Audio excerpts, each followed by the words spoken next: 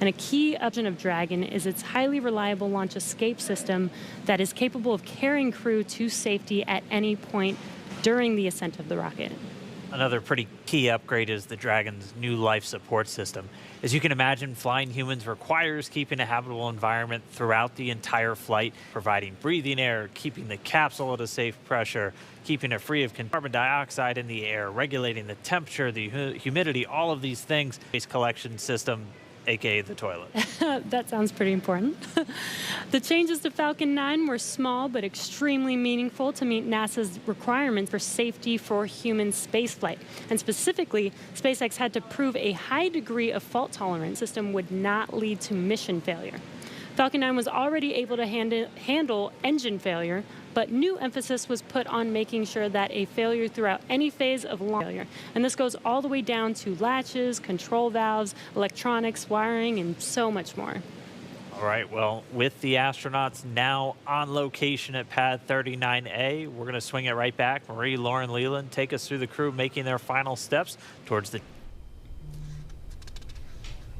Sure thing. So we are looking again at Launch Complex 39A. Just a few seconds ago, we saw the Tesla carrying launch pad. This is the site of so much history, you guys. Apollo and Saturn V rockets that launched to the moon took astronauts. This pad has so much history. Leland, you launched from there. What's it like seeing Crew Dragon and Falcon 9 there with the pad? With all of the visual changes that have been made? I mean, what kind of emotions does this stir up in you? You know, when we got out of our Astro van, we just looked up to see this vehicle, and it was making noises. It was getting ready for us to enter it, to take us off planet, and get a chance to take a picture. Sometimes you stand there, you look there, you think about all the training you've done, all the preparation, and again, all the people that have helped you get there. And it's just a solemn, amazing moment for all of us. And there's another amazing drone shot. Lauren, you explained this a little bit earlier about kind of how SpaceX brings the rocket and capsule. Now that we see it, can you kind of explain that again for folks who maybe missed that? Yes, of course. Dragon is actually processed a few miles down the road at Area 59, or Dragonland as we like to call it. We then put it on a truck and drive it all the way to the hangar where the rocket is.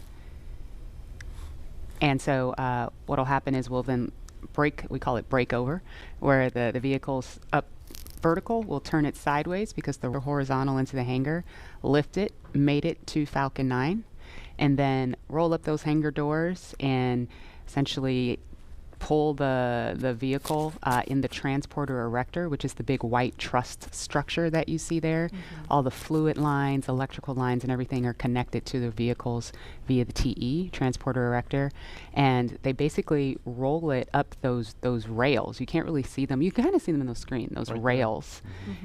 Roll the entire Dragon assembly up to the very top of the pad, pin it into the pad systems, and then roll it up vertical. And we are about T-minus 2 hours, 57 minutes, 44 seconds and counting. In just a couple of minutes, we are expecting to hear a formal announcement that the crew is at the pad. Of course, we saw them pull up in the Teslas, and there they are. Looks like they've already gotten walking up to the elevator that will carry them all the way up to level, and then they'll have a couple of steps to get up to the level where the crew access arm is. The AC/DC song in my head as I see them walking up.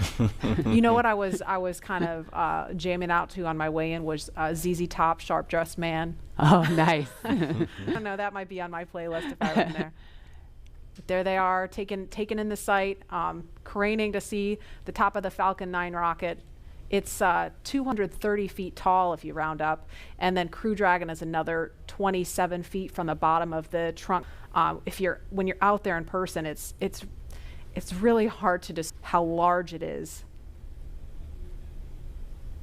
Look at them getting excited. They're ready to get in the vehicle, get in the elevator, and there's some FOD he's picking up. Foreign object debris. Appreciate that. They're also wearing FOD covers on their shoes, by the way. Oh, really? Yeah. We want to make sure that they don't, track the inside of Dragon when they go in. And so right before they enter the vehicle, they'll remove the FOD. you take for granted, all of the thought and preparation that has to go into literally every single piece of this operation. I love the makeover of Pad 39A with the sleek black with the white ticking and the lines, and it's a very futuristic look for this iconic launch pad. And to think what's been there before with Mercury, Gemini, Apollo, and now the SpaceX Crew Dragon getting ready for a launch to the International Space Station. Rocket fuel still going through my veins. And we feel so honored to be able to launch from here. Oh, here they are. That's a really fast elevator. Yeah. I know, it really zips. That took them up to 255 feet in just a matter of seconds. They were removing their FOD covers. Looks like they were just maybe checking something on his boot or leg.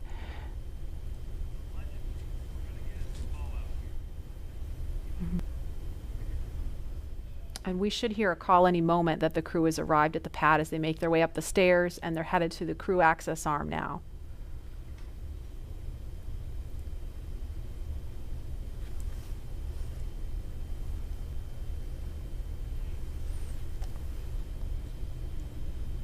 There's the worm again, popping. You know it. Meatball. Sorry, there's a meatball on Crew Dragon. Those white arrows essentially illuminating the way for anyone who's up there to find their way to the escape baskets in the event of an emergency that would require them to get far away from the rocket and the pad. And it's hard to tell from this angle, but there's actually a phone right here, and I can't tell if it's Bob or Doug that's using the phone right now. But Leland, can you explain the significance of that? It's the same phone that was there during the shuttle. Chance to talk to maybe friends or family that you haven't had maybe couldn't come to the launch. In this case, it's quite a few people, but just to have that last moment to talk to someone before you get in the vehicle.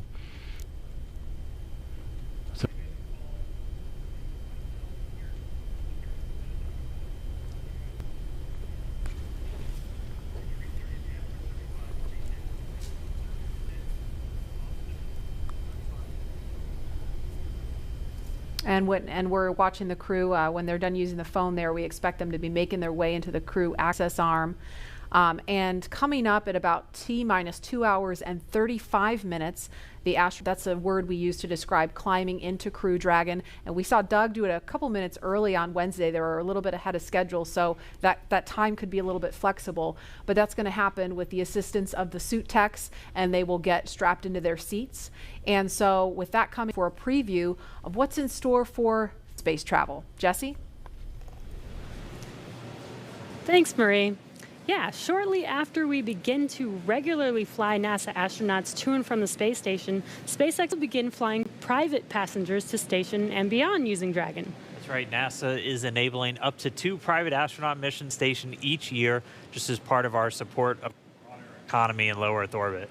NASA's working to just open up access to outer space for companies to manufacture products in microgravity, for any new commercial modules in space, and really just to enable more people to be able to explore the stars firsthand.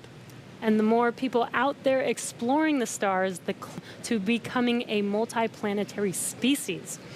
Earlier, we showed you a first-hand look at where you would train if you were to fly with us on board Dragon, but now let's take a peek inside of the space itself.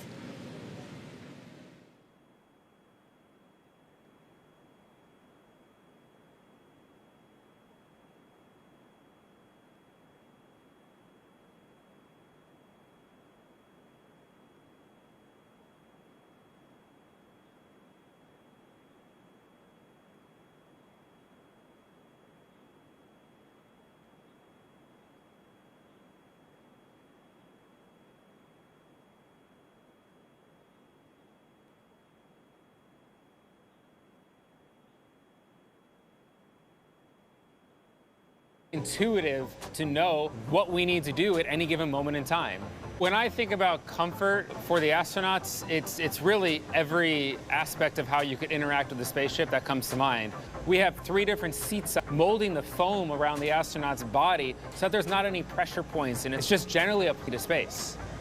Dragon is a spaceship that's all about safety and reliability. We designed it to be 2-fault tolerant, which means that any 2 things could fail. So I could lose a flight computer and a thruster, and I could still bring the crew back home safely. We also add, if anything goes wrong on ascent, the crew can get away from Falcon and get picked up safely. I've worked on Dragon since 2012.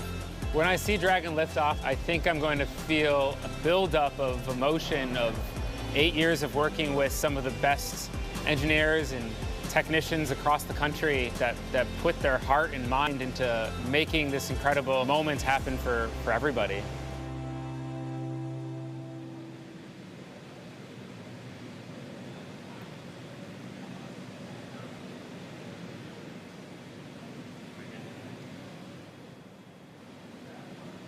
All right, so that was a detailed look inside Dragon. Here's a live look at 2 astronauts about to climb right in. If you're just now tuning in, you're watching our coverage of the mission known as Demonstration Mission 2 or Demo 2. 2 days, SpaceX and NASA are going to be sending people into orbit on a mission to the International Space Station from U.S. soil for the first time since 2011. Bob Behnken and Doug Hurley are not flying today, and you can see them right there on screen. They are just right next to their ride. Yeah, very exciting. So as you can see, they have already arrived at where Falcon 9 will lift off from at 3:22 p.m. Eastern time today. They have ascended the tall structure already, which is next to the rocket, and it's called the fixed service structure, and also have already walked down the corridor, which is known as the crew arm, which is what they're standing in right now. That's right, and prepare to board Dragon, they have this one final stop that they're standing in right now, and that's the White Room. The White Room is literally just the room at the end of the crew arm that has an open Dragon. It is the last place on planet Earth Bob and Doug are going to be standing before they step into Dragon for their ride to the International Space Station. And the term the White Room was first used during NASA Gemini mission. The spaceship was painted white. And as you can see, we've continued that as well. And on Wednesday, they actually started a new tradition by signing the wall in the White Room. It's a fairly small area that has room for the crew port members to complete cargo load at T-minus 24 hours and crew ingress at T-minus 2 hours and 35 minutes, which is coming up here shortly. And ingress is how we refer to the crew boarding Dragon. Also inside the White Room is a movable platform that just gets extended out to the boarding process, much smoother for the crew to climb into Dragon. As you might expect, it's also environmentally controlled. You can see kind of a big seal right up against the side hatch, and that's just done while keeping all the dust, dirt, and the Florida humidity out of the capsule, making sure it's pristine for the crew. And so that seal is going to stay in place until they begin to retract it, get the arm ready to move out of the way, and by that point the hatch will already be closed. And the White Room also has lots of tools to hatch, complete crew ingress, and prepare for any contingencies or emergency that may be encountered. And right now they're just in the White Room. They're getting a final briefing. You can see them with a number of different pad technicians. Everybody on that team has a specific job. Some are suit specialists who are going to help Bob and Doug get connected to their seats. Some are specialists with the Dragon capsule itself and are going to be responsible for closing the hatch. And we also typically have a photographer in there just to help kind of capture these moments as the crew gets ready. So right now we're watching, and we can see them start to line up there. We'll see Doug Hurley go in first, and so he'll be the first one through the capsule, and he's going to be ingressing, spaceflight term for entering. You're going to hear a lot of these terms throughout the next couple of days as they make their way up to orbit and coming out. And they're also doing that final FOD check, making sure that the crew don't have any foreign object debris, dust, dirt, anything that could interfere with the systems on Dragon just before they get in. Right, as Leland and Lauren were mentioning earlier, they do have suits to protect from FOD, and they have FOD covers on the mentioned as well as on their umbilical port on their suits, and that's where they can 46 ingress. minutes. The crew has arrived at the White Room, and its ingress is in progress on schedule. Just listening into the nets and hearing those updates live. But yes, once complete, they can enter, which is happening live on your screen right now.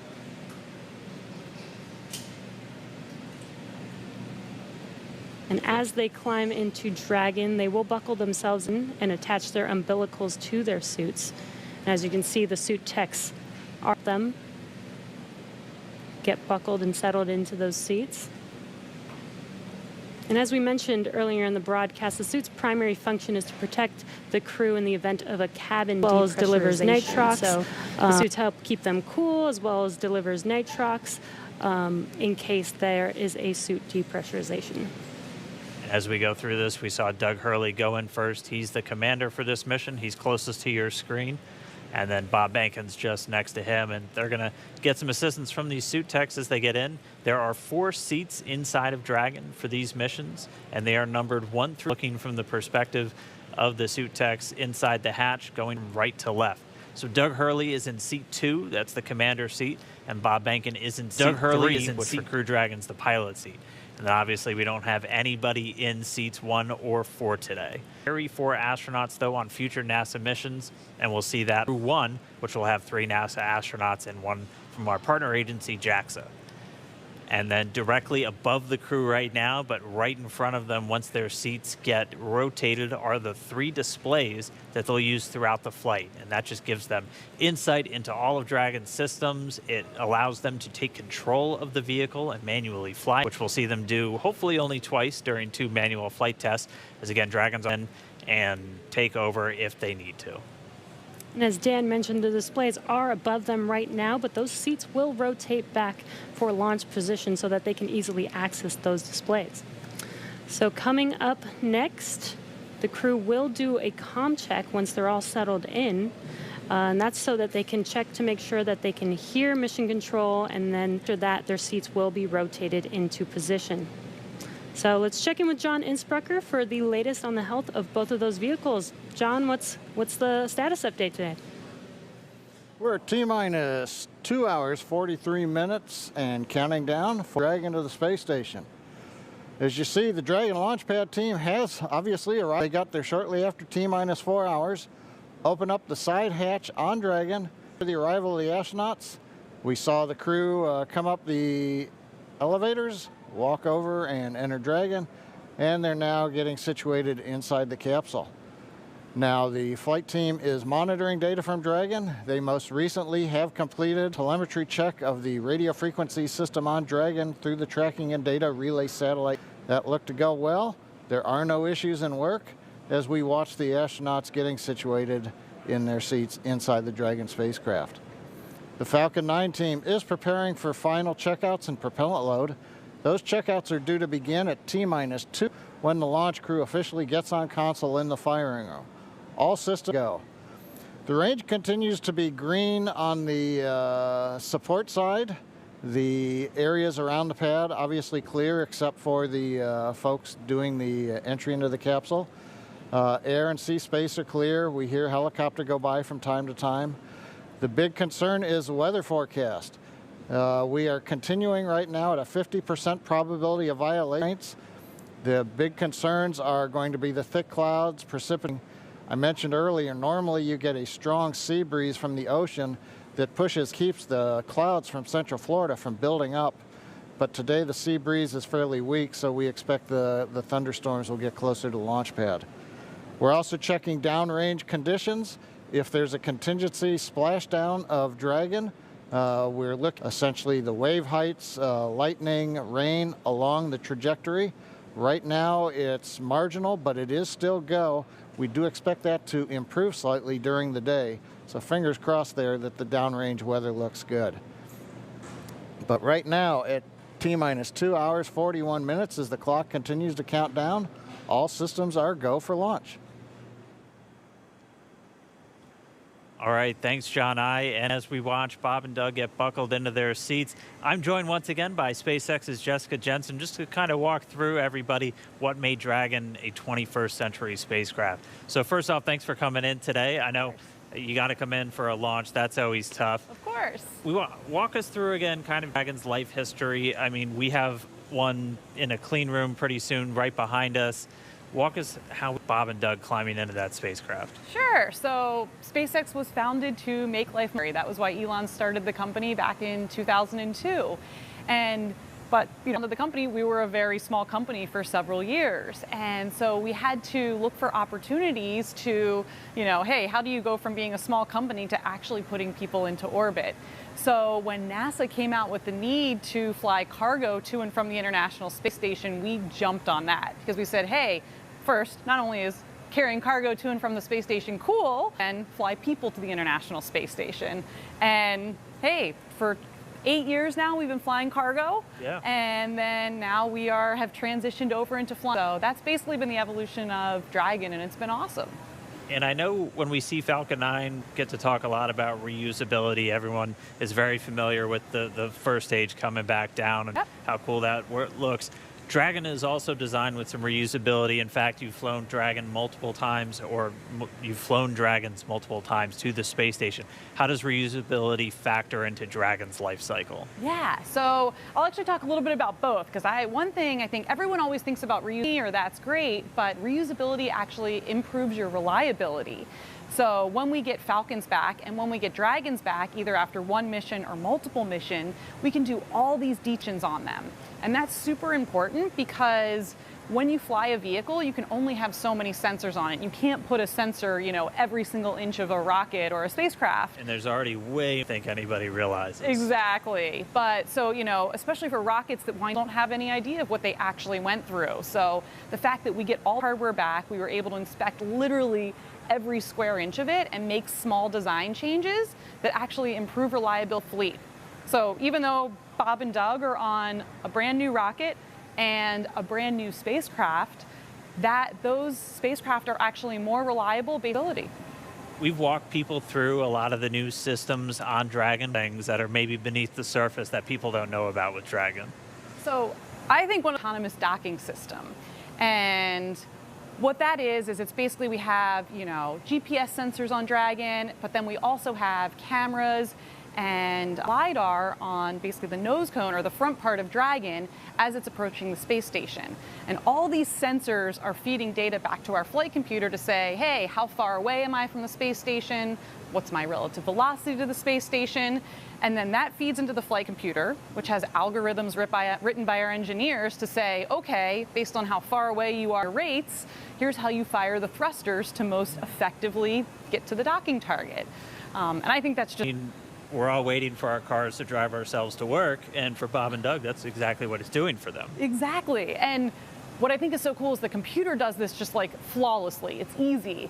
When I tried to do it, I failed miserably. I tried to dock Dragon to the ISS 3 times and I failed. Fourth time I got it. Good morning. And I will tell the public out there that on our website we actually have a Dragon ISS simulator, so you yourself can try and fire the thrusters and see how well you do. Maybe I'm just a bad driver, but I think the flight computer does a really good job. I think we all had fun with it. All right, well, we are just starting to hear. They're going to start up those comm checks with Bob and Doug. CDR, PLT, comm check, umbilical. So let's listen in. CDR, loud and clear. PLT, loud and clear. Core, loud and clear, umbilical for ground station comm check.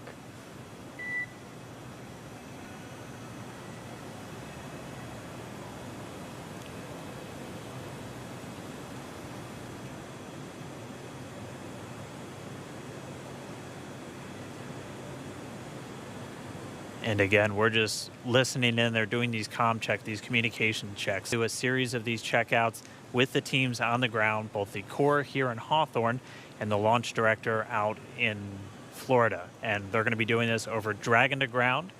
And they're also going to be doing it over the countdown net. Those are the 2 main loops or nets that you're going to hear. And they're going to be doing it through their different communications paths. We heard them do through the TDRS, or the tracking data and relay satellites. Those are those primary satellites that were going to be used to talk to Bob and Doug throughout their flight and to send commands to Dragon. They'll also do it through ground stations, SpaceX worldwide network of ground stations that they're able to communicate with the vehicle, and that's using to get video inside the cabin of Bob and Doug on their flight up. And the other day, this is one of the first things that they do once they get inside the vehicle, and this is communication systems with the Dragon spacecraft, with the suits, everything are working. They're able to talk to and hear everybody on the ground. Dragon, SpaceX on stations. SpaceX Dragon, loud and clear.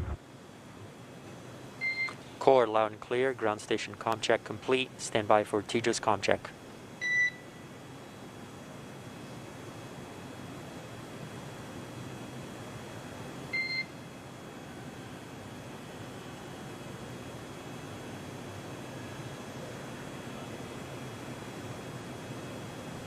And just a reminder, you're hearing the crew operations responsible engineer. That's, if you followed NASA missions in the mission, that is pretty much the singular voice that's talking to the astronauts throughout their flight. And that's a position based here in Hawthorne, California. And you'll also hear Dragon, SpaceX, comm check. SpaceX Dragon, loud and clear. Core, loud and clear. Tejas comm check complete. Standby with comm checks with MD and LD in the launch configuration.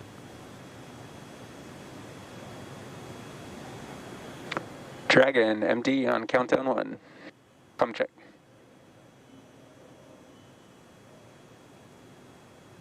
SpaceX Jason, loud and clear. Copy, loud and clear. Glad to have you guys on board. Stand by for comm check on.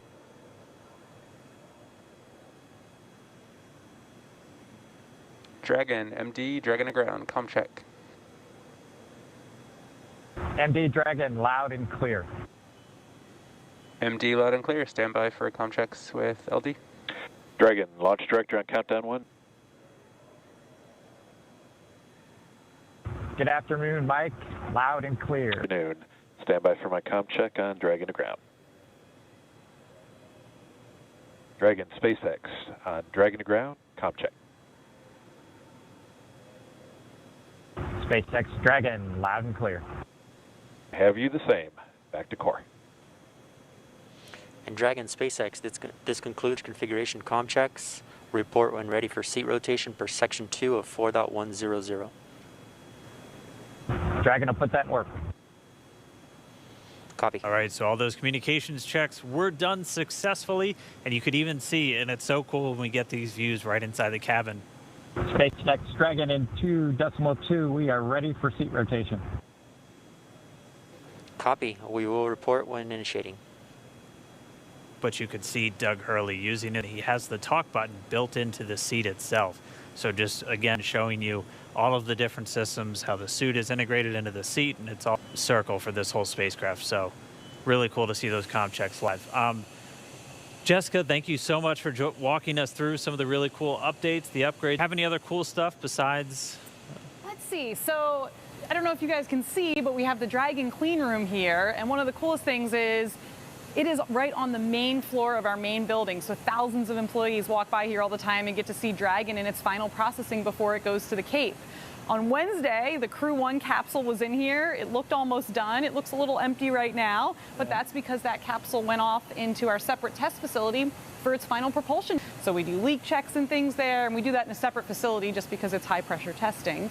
And then the vehicle will come back here, get its final thermal protect system put on, and then it will ship off to Cape Canaveral and get ready to launch 4 astronauts to the International Space Station. Yeah, because when you see the first initial pressure vessel, it looks nothing like the final thing. So what's it like to just kind of watch it go through, and you just see little bits get added on, and then the next thing you know, it's a whole spacecraft? Yeah, I mean, that's what's so amazing. I'm so impressed, you know, when you look at it built, how do people ever do this? And it really is just step by step, one piece at a time. Each piece has its critical function, and you get to watch that being built right in front of your eyes every day when you come to work. Dragon, SpaceX, we are ready whatever and you initiating do here. seat rotation. Dragon copies. And we just heard the seat rotation's about to begin. So, Jessica, thank you so much. Cool facts about Dragon for everyone to listen in on, and we can see the seats will be in their launch configuration, and they'll be ready to go.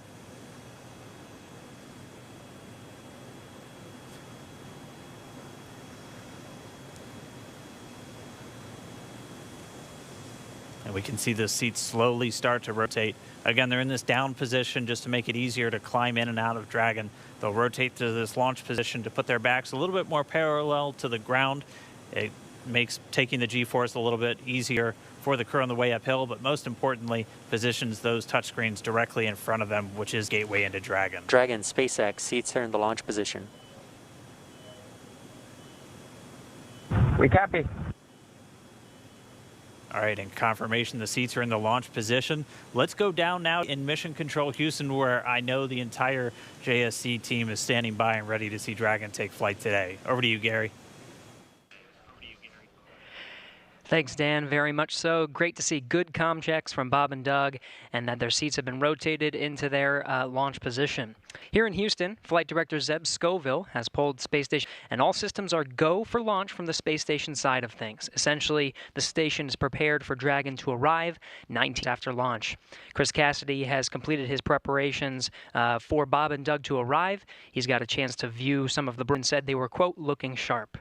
Flight controllers here will monitor the countdown, but the teams in Kennedy and Hawthorne to get us to liftoff at this point. So we want to hear your comments. Continue to count down to launch. So let's go to the social desk now. Tahira. Thanks, Gary. So glad to hear that polls are go, at least on your end, and just hoping this weather just works out good for today's launch. I mean, people online are on the edge of their seats. We just checked numbers, and we are up to 1.1 million viewers right now last time. And right now, we also have Columbia, South Carolina is leading the viewership to see how that changes. Let's take a broader look at the conversation on launch states. Now, this shows Launch America mentions by state over the past week, and we have California leading right now with the most mentions, and I'm very surprised. I really thought the Space Coast would take it home, but let's see how this changes over the course of the broadcast. And with that, let's see what y'all are posting online right now. I mean, check out these outfits. Absolutely love it. Love to just see how people are making things creative for this launch and really making it their own, putting their personal touch on it. Let's take a look at another. Oh, we are back to the Launch America Heat mentions, so let's see how that changes over the course of this broadcast. But really fun to see those photos online. Oh, we have another space pet, guys. These do not get old, so please use hashtag on social media. Right now, it looks like we have Catstronaut Boris launch in the Crew Dragon capsule. I love seeing the pet owners unite for the. Definitely use that hashtag. We will be looking for it during the show. Marie, what's the... Thanks to Hero, we are at T-minus 2 hours, 26 minutes, 47 seconds and counting from liftoff of the Falcon 9 from the Kennedy Space Center here in Florida, carrying NASA astronauts Doug Hurley and Bob Behnken. You see them right now aboard SpaceX's Crew Dragon spacecraft. It's been a very exciting day so far. The crew has been up at the clock this morning as they prepare to head to the International Space Station as part of this Demo 2 mission for NASA. And as we speak, the astronauts, as you saw, are inside Dragon and have completed their comm checks, so now they can communicate with the teams here on the ground. And their seats have rotated upright to their reclined launch positions, allowing them to see and access the display. And now they are about to, they initiate their own suit leak checks to make sure that their seat is in proper working condition before liftoff. And in just a little bit, at about T-minus 1 hour and 55 minutes, it could happen a little bit sooner though, we're running a little bit ahead of schedule, we will team begin to close the side hatch in preparation for flight. And that's going to be one of the key visual milestones on the timeline to liftoff. Now, we want to take you to a couple of specialists joining us. They are with Daryl Nail at the OSB-2 viewing location, NASA Jim Bridenstine, and also Kennedy Space Center Director Bob Cabana is there with Daryl. Hi, Daryl. Hi, Marie. That's right. We're in the 5th floor of the Operations and Support Building here at the Kennedy Space Center with a nice view of Launch Complex 39. And the two men that you mentioned are here to join me to answer a few questions. We're excited to have them both here. And they are, of course, Bob Cabana, the director of the Kennedy Space Center, and Jim Bridenstine, administrator for NASA. Gentlemen, thanks again for making the time to be here. Of course, the big story right now, Jim, is the weather. So let's talk a little. See, there's some clouds building. That was forecast. You took part in a weather briefing this morning. What do you know about the weather and the decision that was made to say, hey, let's get... Yeah, so what got us last time was the electricity in the atmosphere. And of course, today there are ups. It doesn't look like there are thunderstorms at this time, but they are expected. The storms go away. And when those thunderstorms materialize, where are they located? 50-50 shot of going this time. But given the fact that we are in late May in Florida, we have to take every shot we can get. So it's not likely that in a couple of days it's going to be any better than it is today. So we're launch right now, and we are hoping that the weather will hold up. We almost made it on Wednesday, and the trend is better today than it was on Wednesday. So we'll see.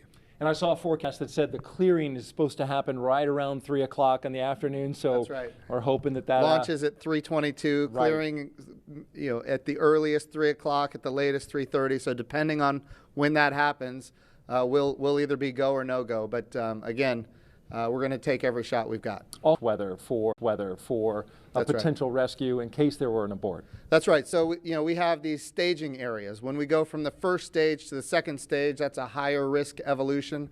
We want to make sure that in the case we have to exercise the launch abort at that point, that the weather is good. And of course, that's off the coast of North Carolina.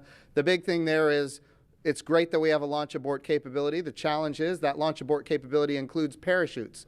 And with parachutes, you've got to make sure that you've got the weather to come down. If there are thunderstorms, that's problematic for the parachute system. Right, and sea states as well, bouncing that Exactly. capsule. Bob, of course, you're an astronaut. You know what it's like to hit the reset button, do it all over again. Get into the spacecraft, get ready to go, only to be told, not going to go today, we're going to try it again. What's that like? And then tell me about the mindset as you reset. Do you feel less anxious? Do you feel more comfortable the second time around? Daryl, stuff. My last flight, we counted down to 18 seconds and didn't go. Man, and when you get to 18 seconds, you're ready. Yeah. The key is, it's the training that we go through. All the repetition that we do, we practice everything, including scrubs. And just because you didn't launch doesn't mean you don't check out procedures. It's all done very professionally. Then it was out of the vehicle, Astro van, back to crew quarters. And we had a positive attitude. We got a good night's rest. And we went through it again. It's just a job. And these guys are well prepared. It's all part of what we do. Yeah, they stopped the count at 17 minutes, but you had it all the way up to just a few seconds. That's a big difference. And the truth is, the next night, actually everything went really better. The weather was bad the first time. I was kind of glad we scrubbed. And we scrubbed for an issue with the vehicle that they later sorted out. As it turned out, we wouldn't have had enough prop to rendezvous with the Russian functional cargo block. But the next night, it was just everything just went like clockwork, and it set the stage for an awesome mission. I think you told the press before you walked out, I think you were over there at astronaut crew quarters, we're going today. I'm wondering, where's the source of that comment? I just got a feeling, you got to have a positive attitude. I watched a lot of weather down here supporting shuttle missions, and I'm hoping that those clouds over the I-95 corridor, that the Indian west of us and that stuff that's building offshore is far enough off that we can stay in an open window here at the Cape. Good. Well, we got your positive vibe going, and we appreciate that. Jim, when you were down in the astronaut crew quarters and when they were suiting up, second chance to visit with the astronauts. Kind of tell us about that and what was their demeanor, what was their mood today? So again, they seem loose. They were loose last time, they're loose this time. They're definitely ready to go. They're excited. They've been wanting to go for a long time now. I'll tell you one thing that I thought interesting is, Bob Behnken was making fun of Doug Hurley because on Doug's last flight, they scrubbed 5 times before launching on the 6th time. So Bob Behnken seems to think that Doug Hurley is the problem in this case. But to see them joking about that as they're getting suited up, ready to go, yes, they're trained, they're ready, but they're also loose, and that's good to see because they're going to have to be when we launch. These guys are pretty impressive. Doug Hurley and Bob Behnken. I mean, Doug Hurley, an incredible pilot. Bob Behnken, he's got a PhD in mechanical engineering. And he's a flight test engineer himself in the Air Force. Yeah. Well, in your assessment, why are these guys the right stuff? Well, this is a test flight, and we have great astronauts that are chemists. We have great astronauts that are botanists. We have really talented, very diverse astronaut corps in general. But this is a test flight, and for a test flight, what do you want? You want people that, for a living, they have made a living flying new things that have never been flown before. And Bob Behnken and Doug Hurley are the 2 people that you would want in a test flight, and that's exactly what this is. Bob, you're a pilot too. You want to weigh in on Doug Hurley? He's got the right mentality and smooth customer. He's a naval aviator, a marine pilot, a test pilot. I'm all in. He's a great guy. Yeah. And tell me a little bit about in terms of the Kennedy Space Center, right? So you've been here since 2007, right? 2008. Off by 1 year. 2011, the Atlantis came to a wheel stop. I grew up here. My dad worked for NASA. My uncle was a contractor. When that wheel stop happened, the next day, my uncle got the layoff notice, right? And it 30, 60 days. It was depressing. We're talking about thousands of people laid off. Super depressing. Atlantis landed on a Thursday. On Friday, 2,000 contractors got pink slips and walked out the door. Yet they worked on that vehicle. That was the best vehicle we ever flew, the cleanest. That's the dedication of the workforce here. Right. So, and take me back to that time. You called it a prime. You know, the fact that the shuttle program was something that the government completely had ownership of and paid for. Now we're moving into this commercial crew, which you've overseen making that transition. And tell me about that 9 years in which we made that move. Well, obviously everybody was really, and it was our history for 30 years, and did an awesome job. The Hubble Space Telescope, all the satellites it deployed, building the International Space Station. But when I first got here, I told everybody the shuttle program's going to end. We have to start preparing for our future. And nobody wanted that, to hear that. But how many times in your life do you get to define what you want your future to be? And we set out on this bold goal of trying to turn KSC into a multi-user spaceport, supporting both government and commercial. I've got a very persistent team. They worked extremely hard, and through a number of agreements, you know, we were able to make it happen. And this is the commercial spaceflight. You know, the administrator says it all the time. We want to establish a commercial environment in low Earth orbit so that we can focus on the hard job of exploring beyond our home planet, to establish that presence in our solar system beyond planet Earth, establish us on the moon, get to Mars, establish a presence there. We can't do that if we're locked here in low Earth orbit. And commercial crew with both SpaceX and Boeing, that's the beginning of a whole new era of spaceflight. All right, very good. Quick question. We've got, of course, a special guest coming back today. The President of the United States plans on being here. Jim, you took him around the first time around. How did that go? I think I saw a picture on Twitter. He signed some space hardware. That's right. So he took a look at the Orion crew capsule. Of course, the Orion for Artemis 1 is ready to go. And he signed a piece of hardware that will fly on the crew capsule for Artemis 2.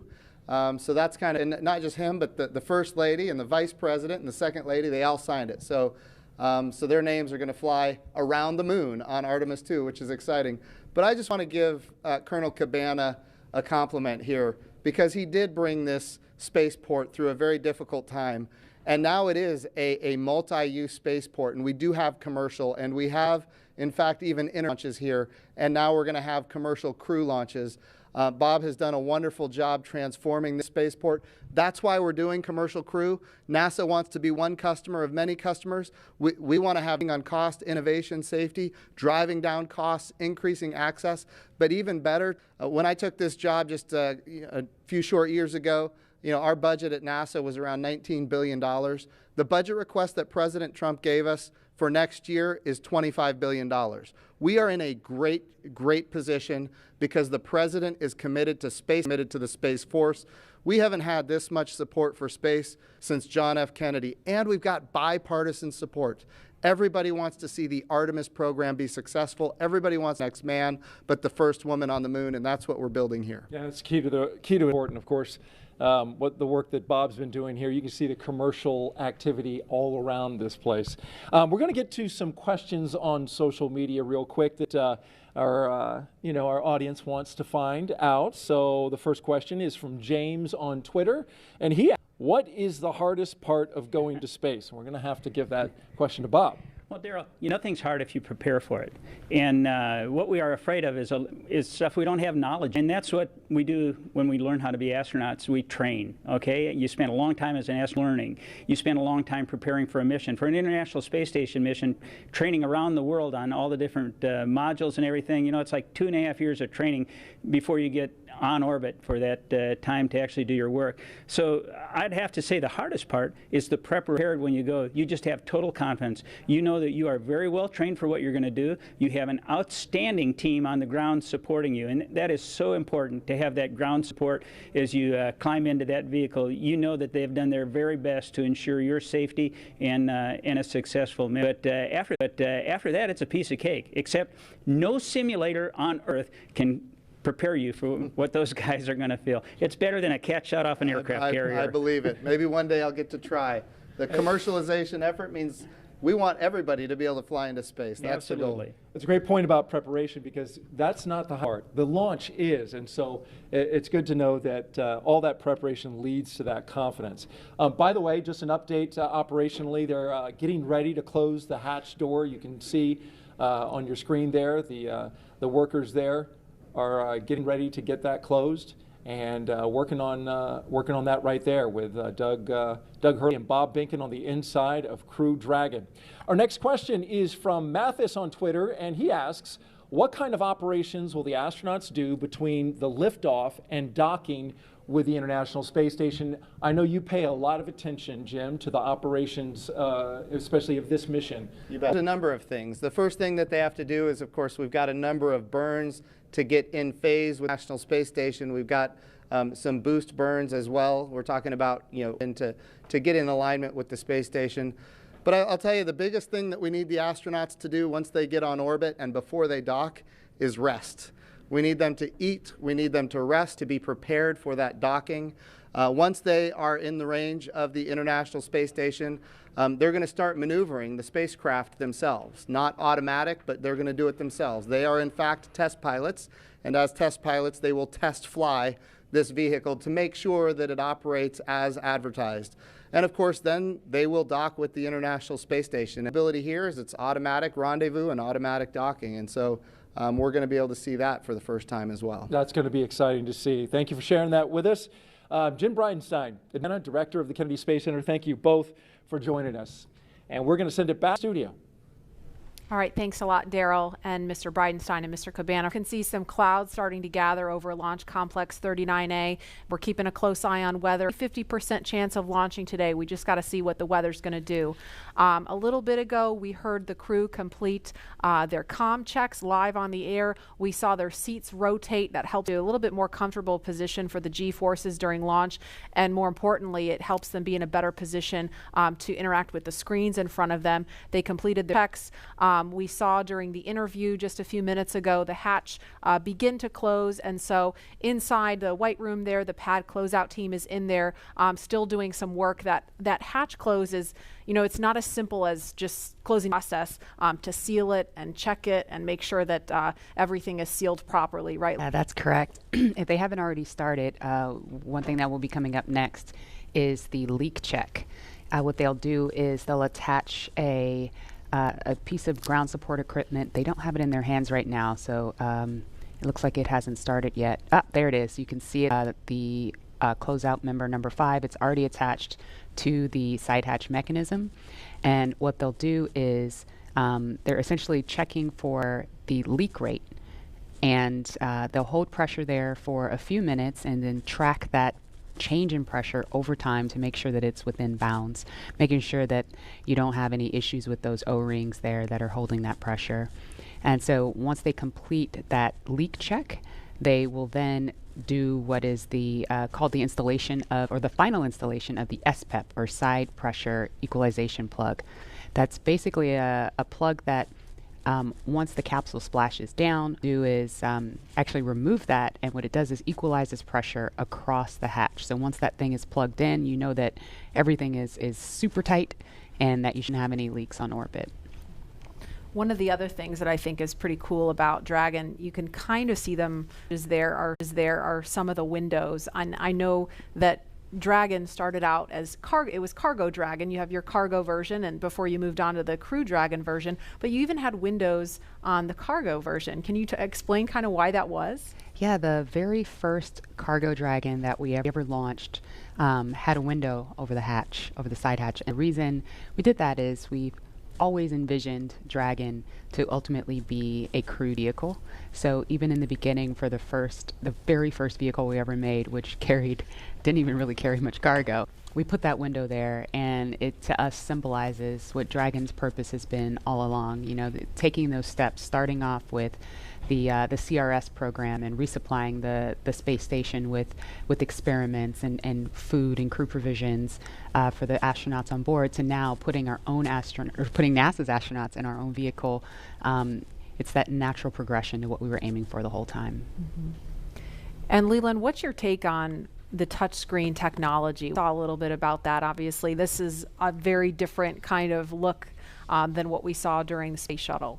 You know, it's the future. I mean, we had our LCD displays and we had lots of buttons to press and, you know, valves and switches. And I think this new technology will allow us to get through procedures much more much faster, because we had, you know, paper flight data file that we're having to turn to different pages and get to things. And I think this will make it much more efficient to go through your malfunctions and with the touch screens. And I think, you know, having the gloves, being able to, you know, touch the screens and work within the gloves, everything's kind of sleek and efficient. You know, there's not a lot of wires and stuff, and their knee boards, you can see their knee boards on their left knees. And so that's for some extra little notes and things. The hatch is closed now. There's some commentary. We are ready for the post-ingress briefing when you are ready to copy. And we just heard confirmation on the loops closed, so that is a little bit ahead of schedule. Motivated to go today. We're ready. Go ahead. There, we still have some rain showers moving through the area, but we do have proceeding into the count. We are going to take a look at both T-minus 1 hour and 30 minutes, and the next decision point will be prior to prop load.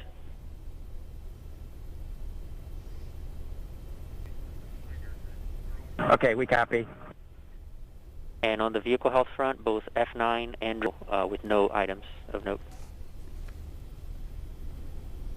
So we just heard the weather is still iffy. Good news. Thank you.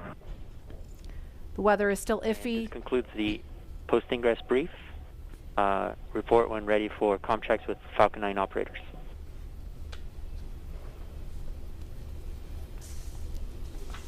We are ready for the F9 operators. Copy. Expect that shortly.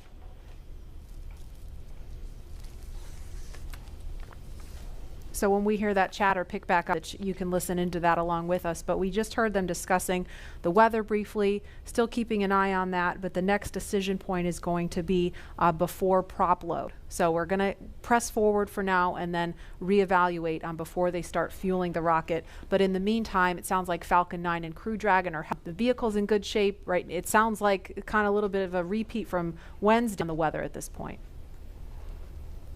You can see on their left legs, well, in that previous. Dragon SpaceX comm checks with F9. You can expect it in about 1 minute. Dragon's ready. All right, on their left legs there, they have these satchels that are strapped to their legs.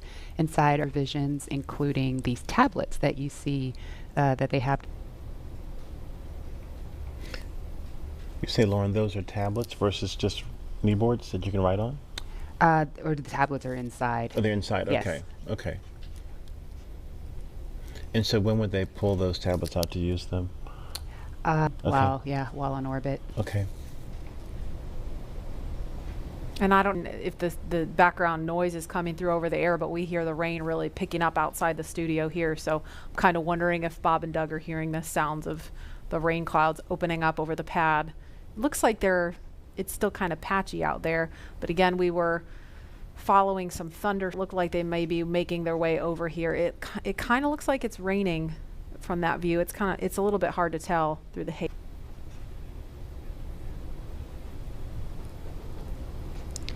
All right, launch is now just over 2 hours away. Tahira, you are there with the social teams. Now that the hatch is closed and the rain's picking up and all kinds of exciting things are going on right now as we count down and get into the last 2 hours of the count, I bet things are getting pretty interesting on social media. Hey, Lauren. I mean, yes, they are. So many different things are going on right now, and I think people online are just wondering what's going to happen with today's mission. I have TweetDeck open right now, and it is just scrolling with the people around the nation talking about today's launch attempt. We also just checked viewership, and we are now up to 1.4 million people watching this live broadcast, so really hope things look good. And on that note, let's take a look at some of the things being said on Twitter right now. So it looks like, we just have some more future astronauts. I really love seeing the young generation just getting mobilized, getting excited about today's mission. Looks like we've also got some Godspeed and safe travels for both astronauts today. Really do wish them the best of luck on this. Hope it happens. Some throwback photos, all from people visiting NASA's center. Let's do this. I love this can-do attitude, and I just love seeing that people are still keeping the energy alive for today's launch. So there were obviously some disappointing reactions to Wednesday's scrub, but let's take a look at how people are getting excited for today's attempt. Let's roll.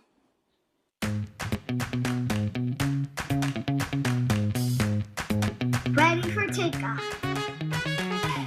I'm ready to launch America. 3, 2, 1, go!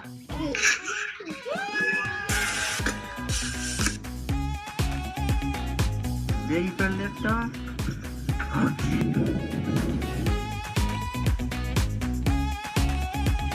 To infinity and beyond!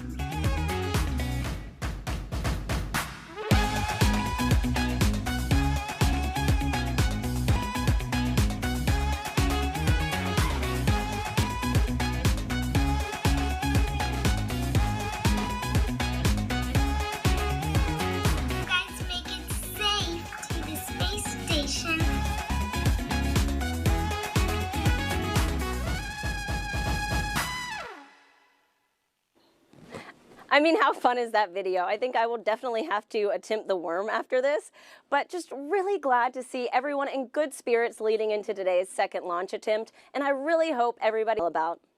And with that, let's head back to Lauren. Lauren. Thanks, Tahira. So it looks like people are pretty stoked about today's attempt. Please continue to join the conversation by using the hashtag #LaunchAmerica across all the social media channels. Yeah, I really love seeing the little kids get excited. I know my 3-year-old is super excited. She's got an astronaut sleeping bag and Really? she loves to climb in it. Yeah, it's the body of the bag is a spacesuit, and then the head is empty where the pillow is. So when she gets inside, it looks like she's got a spacesuit on. So she loves it. That's the inspiration for that next generation of explorers going to take Doug and Bob's place one day. And I think we have some people out there that are so interested in our conversation about the worm ball. What? Yeah, I was checking my email during that because I was like, what is this? I'm having a hard time seeing it, but what is the worm ball? So it's a NASA meatball, which is, what it should be. Yes. Okay, look at it. There it is. All right. Took the angular NASA logo and put in the worm inside of the meatball. Can you live with that, Lauren? You know what? That's a beautiful compromise. I'll take it. It's a nice marriage of the two. Oh, I love you, man. Yeah. Truth. And there is another live look at Launch Complex 39A, and we have had the opportunity to share about the SpaceX Crew Dragon sitting on top of Falcon 9, a lot about the crew themselves today, as the official return, we hope, of human launch capability to American shore. We would be remiss if we did not explain why this pad 39A is hallowed ground.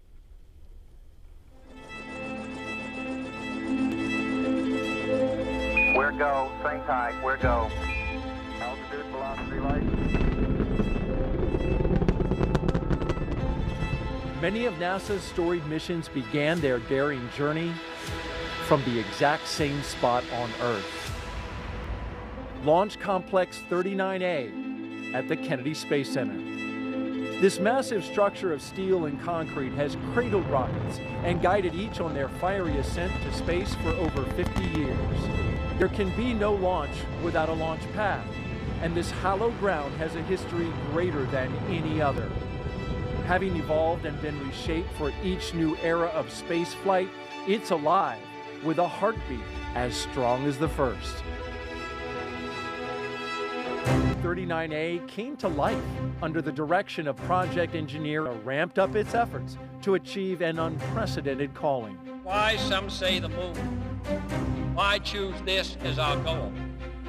And they may well ask, why climb the highest mountain? In 1962, Earth-moving machines sculpted its massive pyramids to a height of 40 feet. Then, concrete was poured to hold it in place. To launch the world's first moon rocket, engineers cut a flame trench nearly the length of 2 football fields down the middle of the mound. It was then lined with heat-resistant 7.5 million pounds of earth-rattling thrust, first felt on Apollo 8. Less than a year later, Apollo 11 launched from Pad 39A. and hundreds of millions of people around the world watched as it landed on the moon 3 days later. Nearly a decade after this Apollo era, 39A again took center stage with a new, one-of-a-kind spacecraft, the Space Shuttle.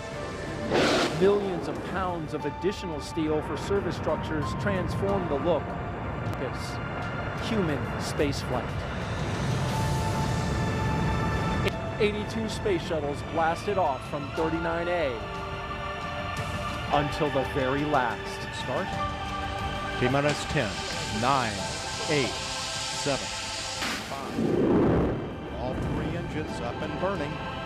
2, 1, 0, and liftoff. The final liftoff of Atlantis on the shoulders of the space shuttle. America will continue the dream. Roger, roll, Atlantis.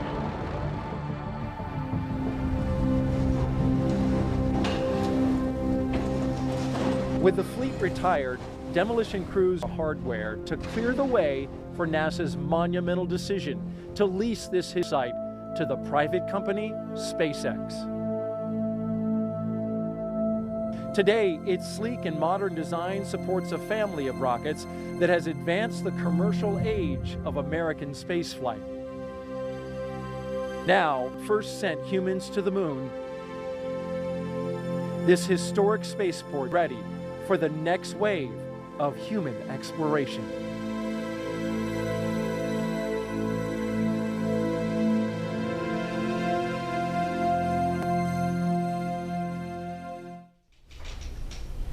Again, at Pad 39A, we're looking at the pad closeout team. You can identify them by their numbers there, and we heard confirmation of the hatch being closed just a few minutes ago. So again, things a little bit ahead of schedule. And when I say ahead of schedule, I don't mean the launch time is changing. I just mean some of the stones in the timeline. Those times are a little bit flexible, but that launch window remains instantaneous. 3:22 this afternoon.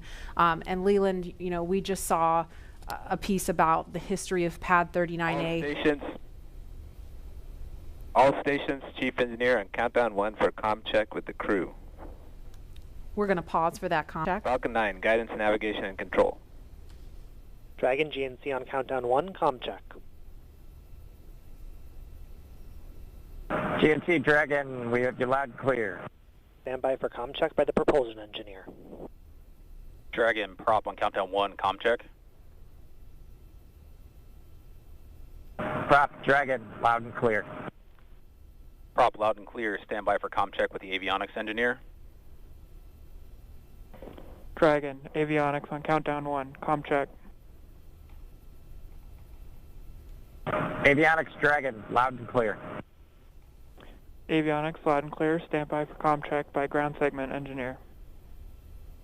Dragon, ground segment on countdown 1, comm check. Ground segment Dragon, loud and clear. Ground segment loud and clear, stand by for comm check by launch control. Dragon, launch control and countdown. Launch control Dragon, loud and clear. Launch control loud and clear, stand by for comm check by the chief engineer.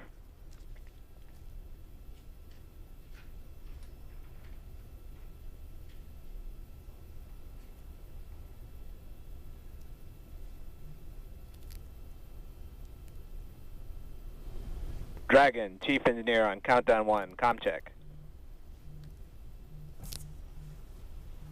Air Dragon, we've got you loud and clear, Bala. Chief Engineer leads the Falcon 9 responsible engineer, comm check.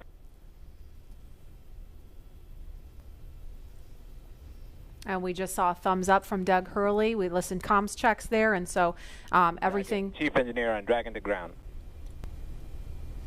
Loud and clear on Dragon to ground. Loud and clear. Well, good luck, and let's see if the rain clears up. That sentiment is shared by all here. Do it. Copy that.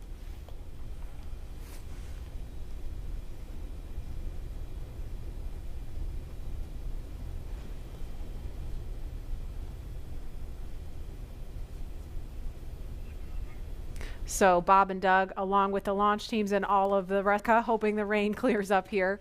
But as far as comm checks go, pretty normal, pretty nominal there. So we're just waiting on the weather to clear up. But again, there's a live look at Launch Complex 39A, the site of 82 space shuttle missions where they began. And of course, Apollo, the first mission to the moon, Apollo 11 lifted off from 39A. And Leland, you were just 5 years old when that happened. Take us back there. Marie and Lauren, I was 5, and I was the antenna engineer during the broadcast. I was the kid standing behind the black and white Sylvania television holding the rabbit ears, and my dad said, move to the left, move to the right. And I was trying to look around the television to see what was going on, but they said, no, don't move, stay there. We saw the actual landing on the moon, Neil and Buzz walking on the moon, and then my community were like, yeah, you want to be an astronaut? We just had this momentous thing. And I said, no. I didn't see it. I want to be Arthur Ashe, because Arthur Ashe trained 5 blocks down the street from where I grew up. And my dad talked about his excellence, his perseverance, his athleticism. And so it wasn't until I got to NASA, working as an engineer at NASA Langley, that a friend of mine said, you'd be a great astronaut. And I just laughed at him. And I didn't fill the application out, but another friend of mine got in, Charlie Camarda. And I said, I can become one. So I applied the next year and I got in the 1998 class. And I think about this, again, storied legacy, Pad 39A. I was there in 2008 in Space Shuttle Atlantis, the last one that came in with Doug and the rest of the crew. And it's just a nice new era with Lauren, with your SpaceX Crew Dragon about to take off. Wow, I never heard that story. I've got a million stories. Wow. It's so cool that you do have a lot of these kids that are watching today who have never seen a flight, a human space flight from KSC before, and this is their first time. And I'm trying to remember back, I grew up in Los Angeles, and I remember sometimes when the shuttle would, you'd hear those sonic booms, and you hear the double sonic booms in school, and we all just knew, oh, that's just a thing. We just knew about that. And it did make me sad that there's an entire generation of kids who didn't grow up with that experience. And I'm just so proud that, today, hopefully, we get to provide that for kids and hopefully have more and more of these launches to the point where it becomes routine. And there's talent in every zip code. So you have to make sure that every kid has the opportunity to do these types of things. If they believe in themselves, then we give them the right tools that they can use to be in STEM fields. And we have a very diverse group of people up here working off safely, and I think more people that see this type of diversity will have a chance to say, Yes. Absolutely. And we have a lot of kids watching today, and we have an opportunity to hear from another really awesome role model, especially for the little girls in the audience. So we want to throw it over to Gary in Houston to talk to a very special astronaut standing by there. Hi, Gary. Hi, Marie. I have the distinct pleasure of being joined by one of NASA's record-setting astronauts and a recent resident aboard the space station, Christina Cook. Christina, thank you for joining us. It's great to be with you today. Christina, we're coming up on of continuous human presence on the International Space Station, and you were one of those humans. What's it to see a new milestone like this launch unfold after so much history already? You're right, so much history indeed, and it's just been great to watch it all unfold. I think for me, the most exciting thing is in what we do, exploring the universe, pushing the boundaries, getting knowledge on the space station, bringing it back to Earth for benefits here, but in how we do it. We're innovating in the implementation of our mission. And what that means is that bringing in the private sector, bringing in a commercial space Earth orbit, means space is going to be more accessible and more innovative, and it's just an awesome new era of history to be able to witness. You hold the record for the longest single stay by a female astronaut in space. What's it like living aboard for so long? Well, it is truly a privilege every single day. I have to say it's a beautiful thing to look down on the Earth and to be able to kind of contribute to a space program that you yourself have held in such high regard your entire life. I would say that the biggest challenge going into sort of those longer times is remaining vigilant. The engineers make it so easy to live on board the space stations. You're actually surrounded by such a hostile environment. So remaining vigilant both day to day to aviation that you wake up with every day, and then also being vigilant knowing that things could take a turn for the worse at any time, and you have to be ready to react to that. So it's a great privilege, but it also comes with... You came to NASA after the days of the shuttle program, and you flew on the Russian Soyuz. What does it mean to have this private capability to fly astronauts to the station? Well, I think it's just a great innovation in terms of our partnerships. You know, when we started out, it was individual countries pursuing the space exploration. We brought in aspect of it, and now we're really folding in that commercial aspect, bringing the innovation of all of our American industrial power and recognizing that the more partnerships we have, the more accessible, the more innovative space exploration can be. So it's an awesome time, and it brings with it so much more capability into the program as well. So it's not only how we're doing it, but it's what it brings. We're looking forward to having this transportation from private companies. How does it help you do your job in space? You know, the concept that we have in NASA for safety and to mitigate risk is called dissimilar redundancy. And here now we're bringing up a whole second way of getting crew to the International Space Station and getting cargo, last-minute cargo. So we're increasing how much science we can do on board the space. We're increasing how we can, you know, our options for getting items up, stowage items, supplies, provisions, science experiments. So we're really just banking on the extra redundancy to make the program that much more robust. We're watching Bob and Doug go through the final phases of preparing for this launch. What's going through your mind so close to liftoff? Oh, it is, you know, it's interesting because I think it's not so much what is going through your mind, but what's not going through. Things could go wrong. You're thinking about enabling success by doing what you've been trained to do. One of the sayings we have is that on launch day, astronauts are sometimes the most calm people in the room. And I found that to be true on my launch day, too. I think it's kind of this career culmination of everything you've learned, everything you've dreamed of, and you know that it's coming together in that day and that you're going to finally do what you're prepared to do, execute the mission, and it just really brings a sense of calm and readiness. NASA astronaut Christina Cook, always an honor to hear from you. Great to be with you. Well, once Bob and Doug arrive at the station, NASA astronaut Chris Cassidy will be ready to welcome them on board. So in anticipation of their launch, he had this message for them. Hello, everyone. Commander of Expedition 63 on board the International Space Station, flying to... Like you, I'm excited about today's launch and the possibilities it will bring to America and to the world. But also, I'm very excited that two close friends will be arriving and joining the crew. I had the privilege of flying with Doug Hurley on both of our first shuttle missions back in 2000, came to the International Space Station and helped construct the amazing facility that it is today. Although this will be my honor to follow him as the chief of the office when he left back in 2015 to begin an amazing mission. Personally, I've been very fortunate to fly in two different spacecraft. Launching from America on the shuttle, and most recently launching from Kazakhstan in the Soyuz. But I can't tell you how exciting it is to know that we're once again launching Americans from the coast of Florida.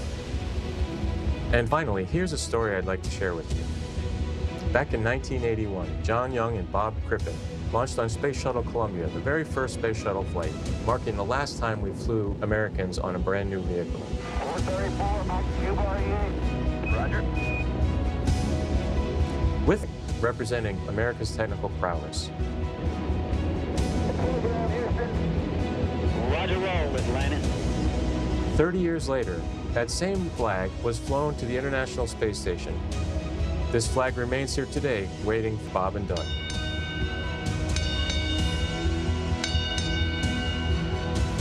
Our flag means so many things to our country, and this small piece of America represents what we'll be able to achieve together. We'll never stop exploring. And so Doug can take this very special flag home to Earth, where it awaits its next few years. The first Orion crew will take this flag with it around the moon. I'll be watching outside the window, along with everyone else in America and around the world. I can't wait to look out the window and see my friends on close approach. Go Falcon 9, go Dragon, and go Bob and Doug. I'll see you soon.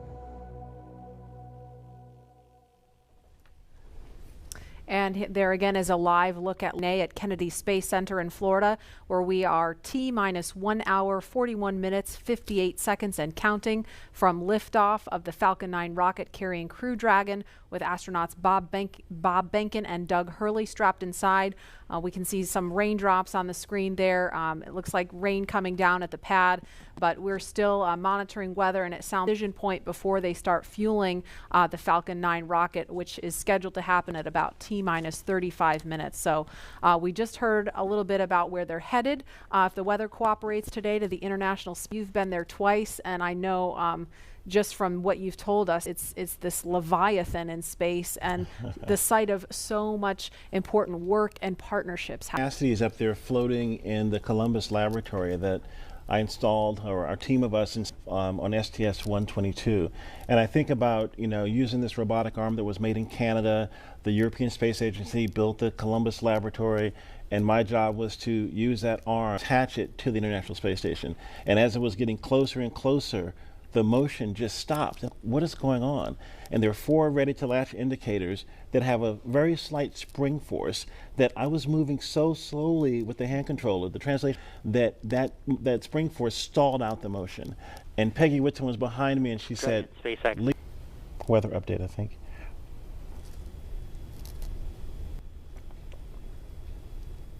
Hey Doug, we're still waiting for a weather update expected at 18 Zulu. Therefore, the next assessment will be closer to the propellant load time. We are currently no-go on launch weather, but we are showing an expected clear of 1830 Zulu. Okay, copy all. Thanks for the update.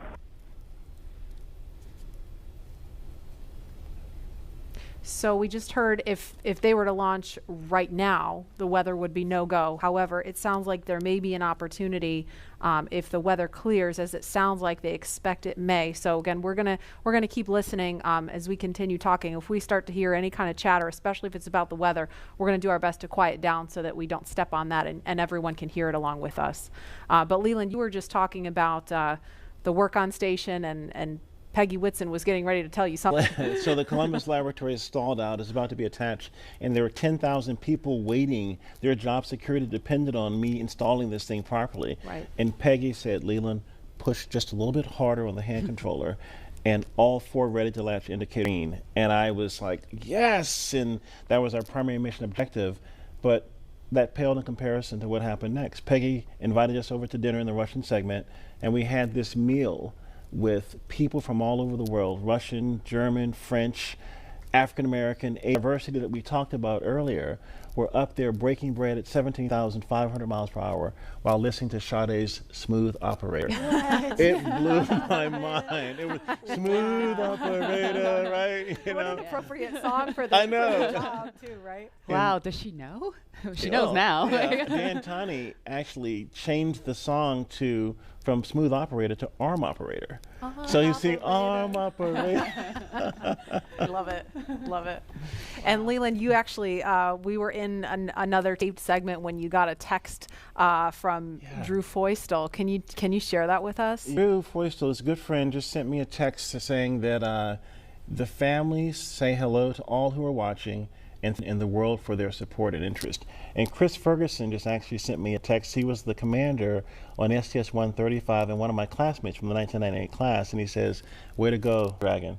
That's awesome. It's great to hear those words of support. Thank you guys for getting along at home. I mean, the COVID-19 situation has been just a tough time for people stuck inside, homeschooling their kids, still trying to do their jobs, and so it's really cool to be able to watch this happening. And we see the pad closeout team. It looks like they are getting ready, or they've left the white room and they've already come down through access arms, so they are getting ready to leave the pad now. And we are going to go now to the Operations and Support Building 2, where Bill Nail is standing by with NASA's Chief of Staff to talk to us a little bit about some of NASA's ambitions beyond the International Space Station and its work with the Commercial Crew Program. Daryl? Yeah, that's right. We're here in the mission briefing room at the top of Operations and Support Building here, where there's a lot of important people that are gathering to watch the launch here. And one of those people is not me, by the way. One of those people that is important is Gabe Sher, NASA's Chief of Staff. We appreciate you being here. Hey, thanks for having me, Daryl. You got kind of the insight of what's coming down the pike at NASA. So of course today is Commercial Crew, and we're focused on that, seeding the commercial market. But what's off in the horizon for NASA? It's an incredibly exciting time to be at NASA, and you know this. I mean, you're here every day. But whenever you think about what we're doing with Commercial Crew, you know, in the horizon in July, we're launching Mars Perseverance, which is just going to be an incredible thing for us.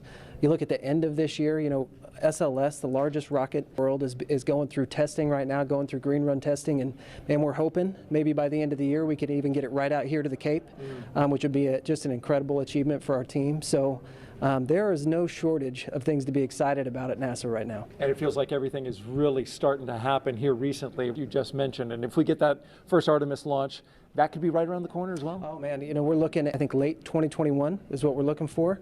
And so you think about SLS potentially moving from the green run to the Cape. You've got Orion finishing up its last little bit of testing. It moved from Plumbrook earlier this year, our station up there in Ohio, down to KSC. So we're looking at next year. And hopefully we'll have the first integrated flight of SLS and Orion at the end of 2021. And I'm telling you, that is going to be a moment. That will be exciting. Yeah. And there will be a thunderous boom right here at the Kennedy Space Center. So with Mars as the end goal, how does all of this get to that end point? You bet. That's what's so important about the Artemis program, right? Our long-term vision is to get to Mars. But you know, when you think about Artemis, everything that we're doing at the moon is helping us learn, prove out capabilities and technologies, work through the right mission durations, understand how we utilize resources of the moon potentially to go further onto Mars. So the technology, the science, the exploration, architecture that we're putting together, each and every piece of it is helping us learn a little bit more, prove out a little bit more so we can take that next giant leap to Mars.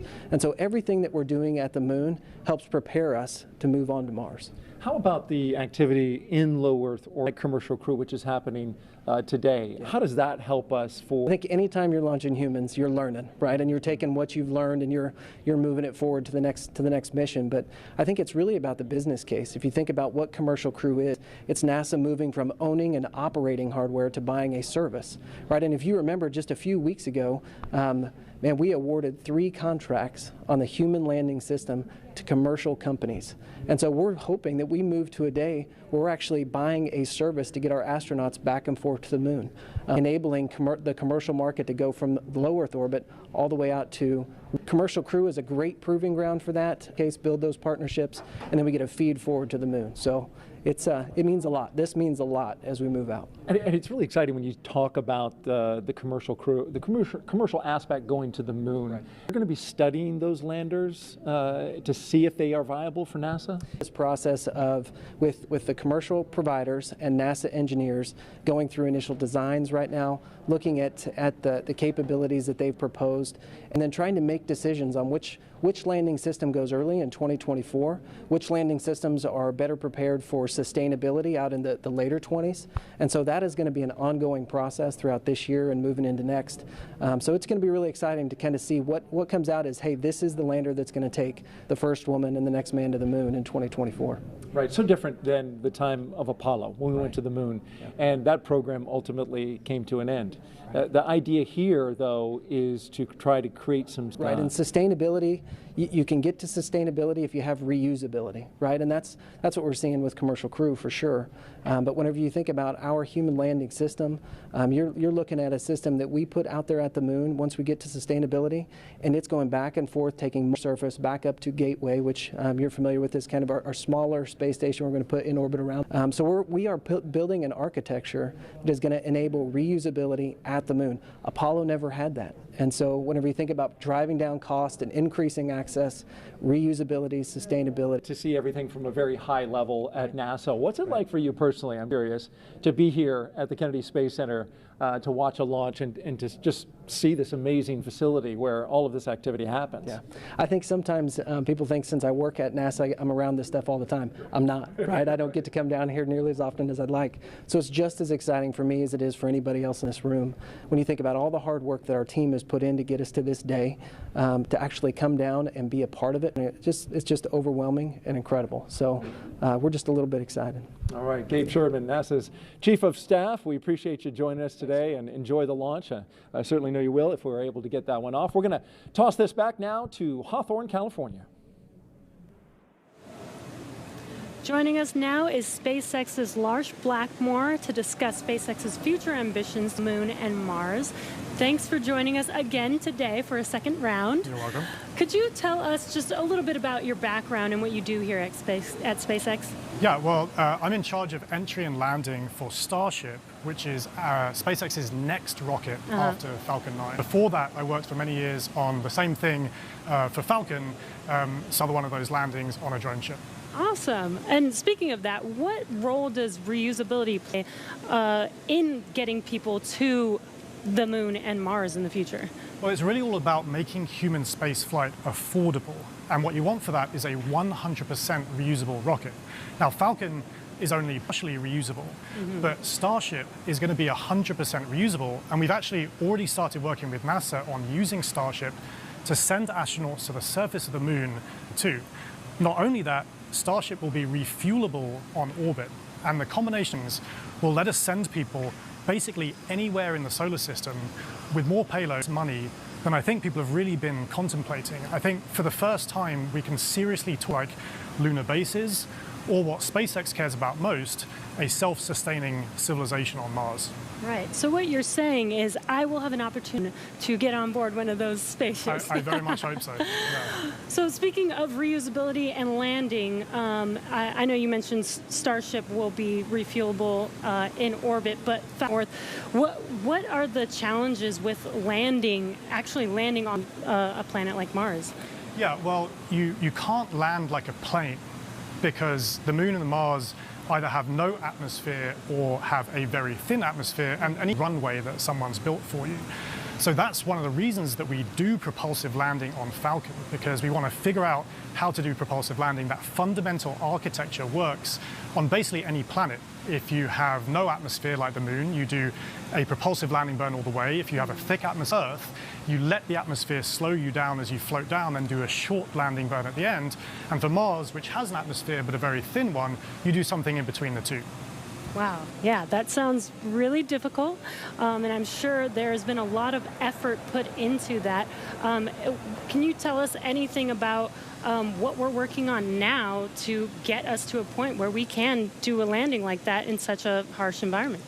Yeah, so figuring out propulsive landing is really of it, but what people may not realize is that every time we bring Falcon back, we entry burn. So just before we hit the atmosphere, we light the engines to slow the rocket down.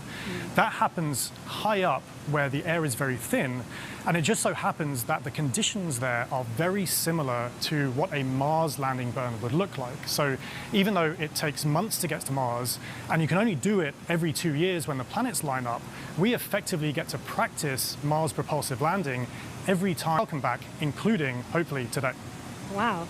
And as you mentioned, every time something new, can you tell us a little bit about what we learn after the vehicle has returned and we're able to check out the vehicle?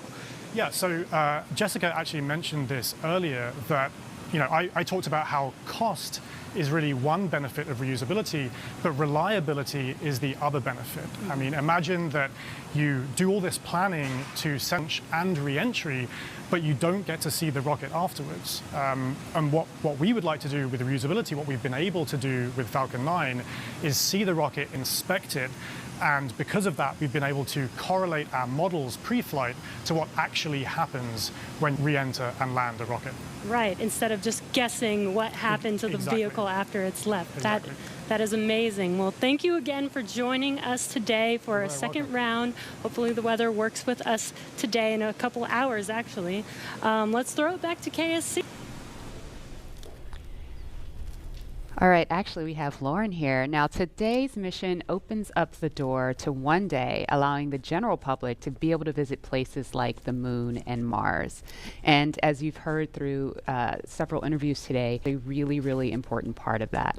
Imagine if every time you flew a plane from LA to New York, you threw it away at the end of the flight. That would mean essentially airline travel too expensive, costing hundreds of millions of dollars a flight, and almost no one would be able to fly. And so that's what SpaceX is trying to do here with reuse, allowing not just a handful of space, but tens of thousands and hundreds of thousands of regular folks like you and me to be able to go to space. So, you know, myself, you know, when people like me have a chance to go, I know my dream is to land on Jupiter's. Scientists believe that there is a liquid water ocean underneath the ice and that it has the potential to be habitable, up close and personal to maybe some space fish. Leland, what about you? Where would you go? Wow, that's a pretty interesting destination. I think I would like to go to Mars. We've studied Mars so much and looked at it, and I think maybe having a Martian base that is dog friendly, you know, bring the pups along, because I think as we explore, we want to take our families, our cultures, our traditions, you know, with us, and you know, flying with Doug and Bob is cool, but you know, having more the dogs, the puppers, taking the puppers to space. I mean, you know, they're not. They look ready to go. They are ready to go. We just needed maybe some like SpaceX type suits for them, you know. But it's that's what it's all about, exploration. Like the settlers going the West, and they started these new communities and these new traditions, and I think that's what we do, is new traditions and communities and bring everyone together as one nation. Absolutely, we're here for it. And knowing that the opportunity to fly to space as a private citizen is really just right around the corner, we have a new poll question on Twitter for you. If given the opportunity to fly to the moon, now we're talking the moon, would you fly to the South Pole where no one has ever been, or would you go to the Apollo 11 landing site? So those are going to be some interesting answers. While there is not a ton of cargo on today's mission, Dragon is carrying two very special payloads, aside from Bob and Doug, of course. The first of those payloads is a series of custom art entitled Humankind by Los Angeles artist Tristan Eaton. These indestructible, double-sided paintings made from gold, brass, and aluminum celebrate how far humanity has come, as well as how far we still have to go. It includes a beautiful homage to the Saturn V rocket, as well as a nod to Bob and Doug's current ride to space. And you can find more images and information about these pieces on SpaceX's social channel. Next, in the spirit of inspiring the next generation of explorers, we wanted to celebrate the class of 2020, from kindergarten all the way to graduate school. So SpaceX and NASA invited around the world to submit their photo to fly on America's first human spaceflight in nearly a decade. Each graduate's photo was used to create a mosaic image of our beautiful planet Earth, which we printed, and it's now being flown aboard Bob and Doug's flight on the Crew Dragon spacecraft. We received nearly 100,000 photos. That's a ton, so thank you, and congratulations, graduates. Couple family members and friends who submitted their photos, so they're super excited about seeing their faces go to space in that beautiful mosaic. That was really cool. And again, that's what it's all about, you know, everyone coming together with their experiences and bringing them forward to space. And I think regular people flying to space, I mean, SpaceX is going to be flying, you know, non-government people, non-military people, but people that have a desire to explore and do new things and traditions off planet, as we say sometimes. Yeah, I mean, all this time since we've had the International Space Station, it's been government astronauts performing the research because you're the only ones we've been able to send, right? So we've had people that paid their way on a Soyuz rocket. Sure. Go, but it's really the billionaire boys club, you know. That's what Pharrell talks about with, you know, it costs so much money to go to space, and I think that price point will come down as we make this more, you know, more amenable for everyday people. And then eventually being able to fly artists and musicians and poets. People can tell of what they've seen out there in a way that really connects to the soul of people down on Earth, so they feel to go. Exactly. Now, following today's mission, we will be one step closer to a future. All have that opportunity to gain the orbital perspective and explore new worlds. In just over an hour from now, Bob and Doug will be the first people to launch on an American vehicle in almost a decade. And for the SpaceX team, if I can try to speak for all of us, which is impossible, say it has been an absolute honor to have the opportunity today to have what we've poured our hearts into over the years with our partners at NASA. And it's just deeply humbling to know that the agency and that Bob and Doug have entrusted us with this critical mission. The responsibility that's on our shoulders is huge, and we're just so grateful to be here today. Absolutely, and I know our NASA teams really share in that sentiment. We heard from just a handful of them earlier when Bob and Doug were riding out to the launch pad, but there's so many people that we're probably never going to see or hear from on the public stage, but that have poured their hearts and souls, as you said, into this mission. All the engineers up late hours checking, double checking to troubleshoot and solve problems and get us to this point. So it's just really awesome that we've made it to this point. When you think about legacy, Katherine Johnson, who helped get John Glenn to space now, and that, again, that legacy going forward to the future of space travel is powerful. Wow. And we heard from two icons of science and exploration on Wednesday, and we couldn't resist sharing these shout outs with you one more time. Well, we're making history again, the NASA program. I'm there with you guys in spirit. Bob, Doug, good luck. I know you'll be fine. I'll be watching and got everything crossed, arms, legs. I'm tied to get back safely. This is the first time a U rocket has taken people into space in 9 years. It's quite an accomplishment. So for us at the Planetary Society, more rockets means more exploration. More people in space means more exploration. More countries involved in the endeavor of spaceflight means more exploration. This is how we know the cosmos and our place within it. So congratulations, Space. Wishing your team, and the crew especially, a safe journey and the joy of discovery. Let's go. So great to hear from William Shatner and two very recognizable faces following along on the mission. Yeah. And we want to go over to Dan and Jesse in Hawthorne, where we are now just 1 hour and 18 minutes from launch. Dan, Jesse? Hey, thanks, Marie. Yeah, 1 hour, 18 minutes. I think we're tying ourselves in knots, just like Captain Kirk. We're really hoping the weather cooperates. In about 20 minutes or so, we might clear. So we're getting hopeful. We're getting our hopes up. Yes, yes. Very excited. Again, we're T-minus 1 hour and 18 minutes from launch, and the anticipation is real over here. Since arriving at the spacecraft, Bob and Doug were hired to get into their seats, attach their suits to special umbilicals that provide breathing air, nitrox, and a communications link to Dragon systems. They conducted leak checks, which were successful, and communications checks with the Corps here in Hawthorne, which is the person who will speak to them directly throughout the mission, as well as the launch director in Florida. This is where they are checking their ground stations and the tracking and data relay satellites that we'll use to talk to the crew to the station. And after all of those suit leak checks were successful, the closeout team was able to get out of the Dragon capsule and seal up that hatch, which also got its own leak check and was confirmed successful. At this point, the closeout team is out of the pad. They're away from the BDA, the blast danger area, and weather operators are about to kick off their final checks on wind speeds at the pad, which are going to be used during the final go, no go for launch. All keeping eyes on the weather right now. Before we get to that final go, no go, all the various teams, NASA and SpaceX, are going to do internal go polls, just making sure conditions are right with Falcon 9, Dragon, the crew, the range, and the space station before the final go is given. So let's check back in with the man over in Houston, Gary, for a status and the team supporting the space station for their readiness for launch. Dan, the team here in Mission Control Houston remains go for launch. We're also very hopeful about that weather.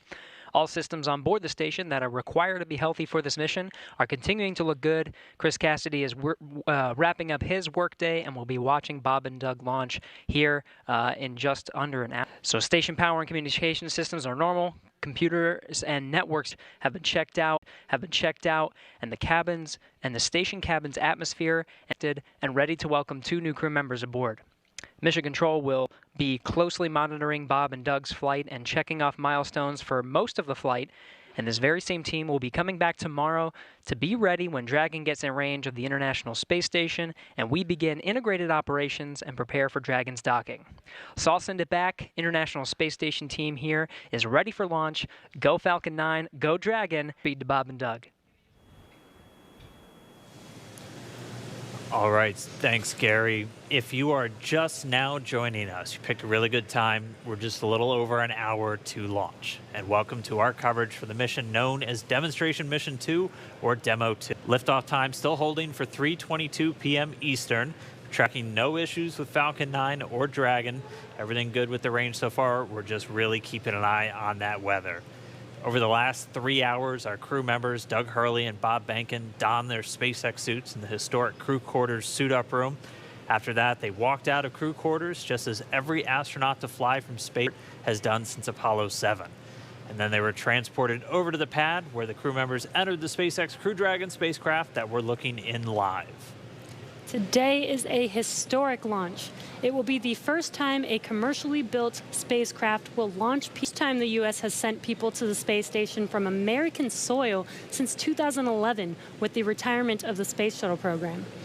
Over the next hour, we will conduct a series of polls to get ready for launch, have Bob and Doug arm the launch escape system, and begin fueling. Launch is set for 3:22 p.m. Eastern. This will include a 12-minute flight to orbit and then a 19-hour flight to dock with the International Space Station tomorrow morning. Today's mission is the culmination of years of work between teams at SpaceX and NASA. Demo 2 is going to be an end-to-end flight test starting with this launch today, going and then splashing down at the end of their mission. And this is going to be the final test for NASA to certify SpaceX for regular crew flights to the space station. We've been hearing a little bit from the crew on board Dragon, which you can see on your right screen. They are currently strapped into their seats and already through communications and checks. They're able to follow all the milestones still ahead on those display panels just above them, getting insight into all Dragon and Falcon 9 systems as we proceed towards launch.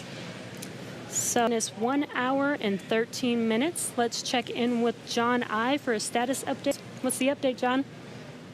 Thanks, Jesse. Well, not much to add to what Dan and Jesse just brought up. We've had a smooth countdown this afternoon. SpaceX team is working no issues as the pace begins to pick up here in the last 70 minutes.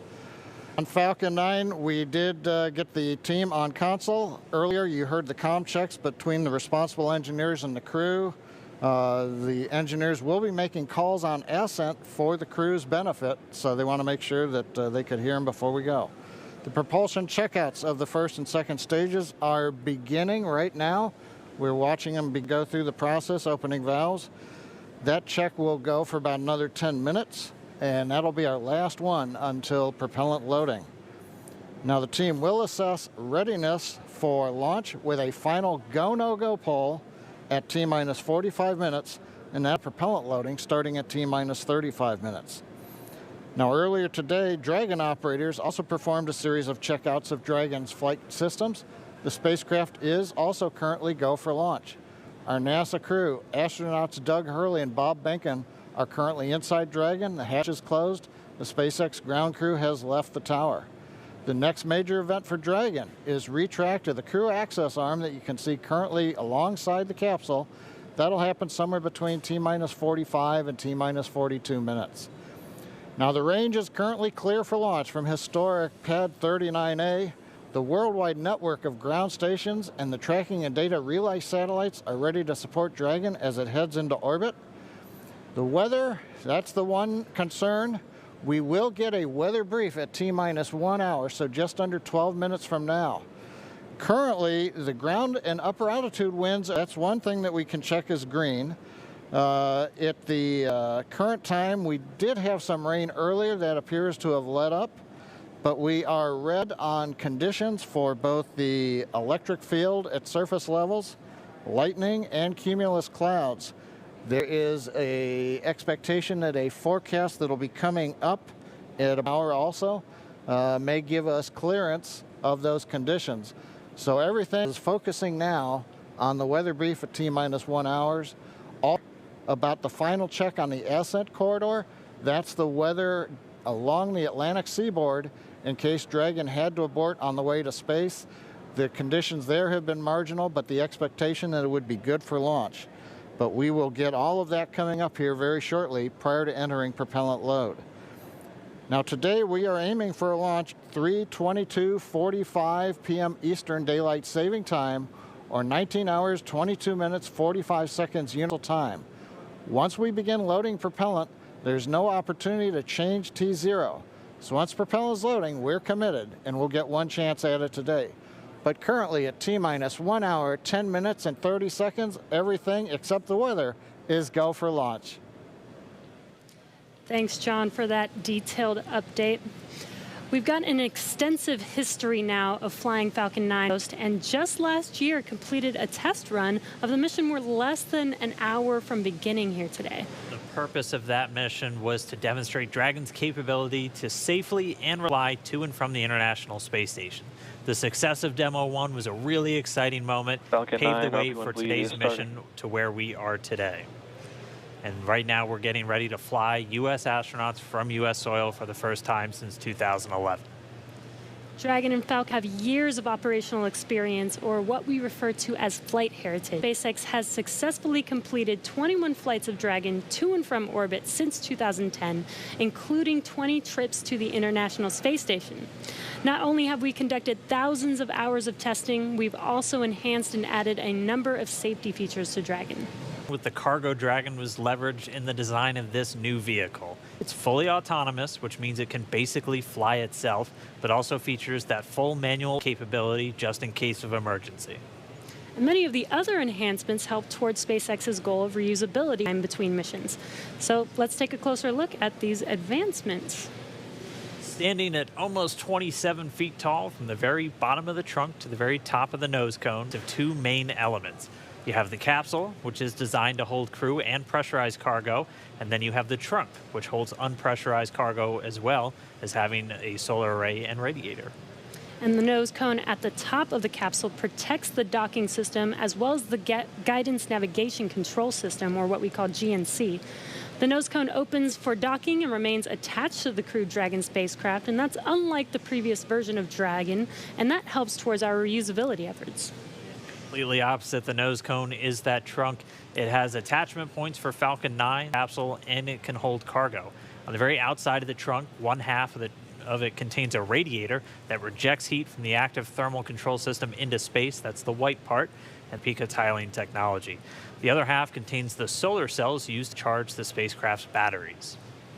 And though we only have 2 astronauts on board today, the spacecraft is actually designed to accommodate up to 7 crew members with modular seats that can be removed and replaced by additional cargo. Seats are made of carbon fiber and are custom sized for any crew member flying on board.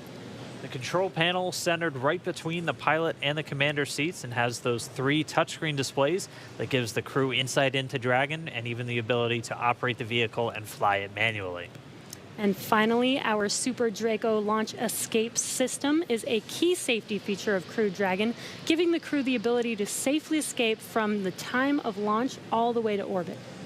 And as we look to the future beyond this test flight later this year, the first operational crewed mission for NASA will take place. NASA astronauts Mike Hopkins. Try to review your launch commit criteria and indicate readiness at the appropriate time. Step 5469 for propellant load and launch. That's a good sign. That was the launch director. We're getting ready to pull the teams as we move towards that go, no go for propellant loading, which happens at about 45 minutes before launch. But back to our Crew 1 mission, NASA astronauts Mike Hopkins, Victor Glover, and Shanna Walker, and Suichi Noguchi of the Japan Aerospace Exploration Agency, or JAXA, were chosen to support this mission. Again, it's called Crew 1. But today, Doug Hurley is the spacecraft commander for this mission. He previously flew on 2 space shuttle missions as the pilot on STS-127 and STS-130, which was the final space shuttle flight. Here's a closer look at Doug Hurley. Very excited. Yeah, very excited. Still ready? Still pumped? Ready. I think we're certainly ready. Joining the SpaceX Demo 2 test. He is a Marine Corps colonel and test pilot. He was selected as an astronaut in 2000. He piloted Space Shuttle Endeavour and Atlantis for STS-135, the fun. Introducing NASA astronaut Doug Hurley.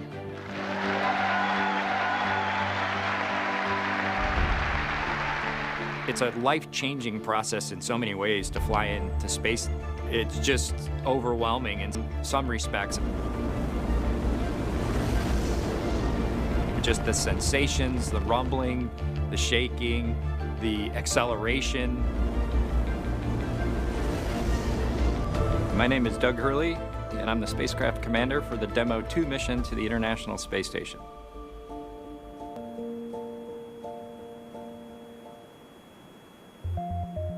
This will be the first time the Dragon had a crew on board, and so there's a myriad of objectives we want to achieve for this mission. What would work on orbit, what might not work on orbit, what would definitely work. To be able to just have the entire integrated support us getting to and from space station, it was really neat. Are the lucky ones that get to fly it, but we certainly not for 1 second take for granted the amount of effort that so many other people had to put into this to make.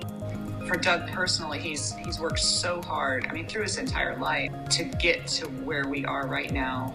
As a test pilot, this would be the dream to fly a new vehicle. So it makes me so happy to see that he gets to be part of this mission, the spacecraft commander.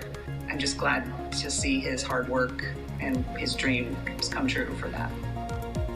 It's been a long road in a lot of ways for not only us, but certainly for all the folks that work in the commercial crew program, as well as SpaceX in our case, just working to get to this point.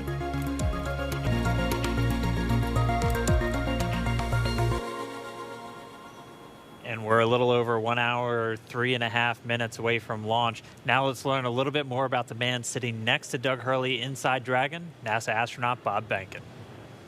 Mike kind of spanned a couple of decades at this point. I arrived with the class of 2000 program, primarily focused on the space shuttle and the International Space Station. Launched a couple times on vehicles. You know, the second time was definitely different than the first time. You can feel a little bit guilty of, hey, should I study one more thing, or is there one more piece of get? Am I really prepared or not? So that's definitely different between where I was on my first flight and where I'm at right now. For me personally, as a spouse, watching everything that Bob has put into this over the last 5 years, the dedication that he's shown, the perseverance is pretty special. For both of us, though, the way our minds work, it won't be until sort of really a chance to savor it and celebrate it. This is a huge accomplishment for an Air Force flight test engineer to be part of the demonstration mission of a brand new vehicle. It's going to be amazing. Without a partner that appreciation, I think it can be challenging for some folks. There's a lot of work and a lot of time that takes away from family that that my spouse appreciates, and I love her for that. On a deeply personal level, I'm really excited that my son is get a chance to see me launch into space. Being an astronaut has been a little bit of an abstraction thing for him because he's seen me do it in old videos, and so I'm excited for him to see this launch. Really, my role on the Demo 2 mission is to make sure that we get this vehicle tested and evaluated so that we can move on to more operational missions at the International Space Station. Objectives on board the vehicle that we need to accomplish to really make sure that it's good to go. We'll make sure all those systems are working during the test flight so that the future missions will have them available even if they don't plan to utilize them. Through years of that experience and teaching them the lessons that we've learned by going through this, now there's another capability in the U.S. besides NASA to operate something of this magnitude. I want to thank the entire commercial crew program team that's worked together to get to this point where we've got vehicles in the launch pad ready to head to the International Space Station.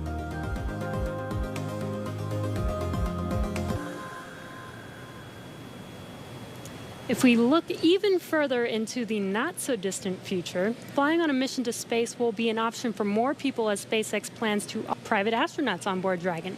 Earlier this year, SpaceX signed an agreement with the space tourism company Space Adventures to fly up to 4 passengers on an orbital trip aboard Dragon as early as next year.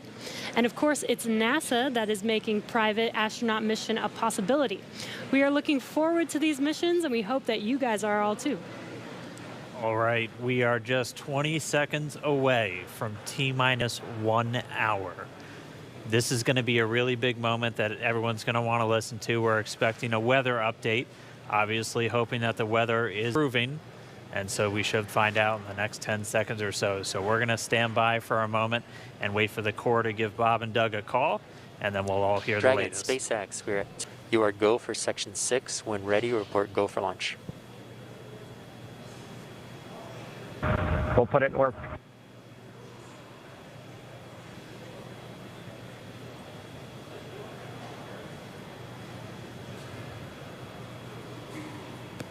And that right there was a call for the crew to final checks. You can see them checking harnesses, checking helmets, just making sure. And once they're done with that, the crew will report their readiness for launch.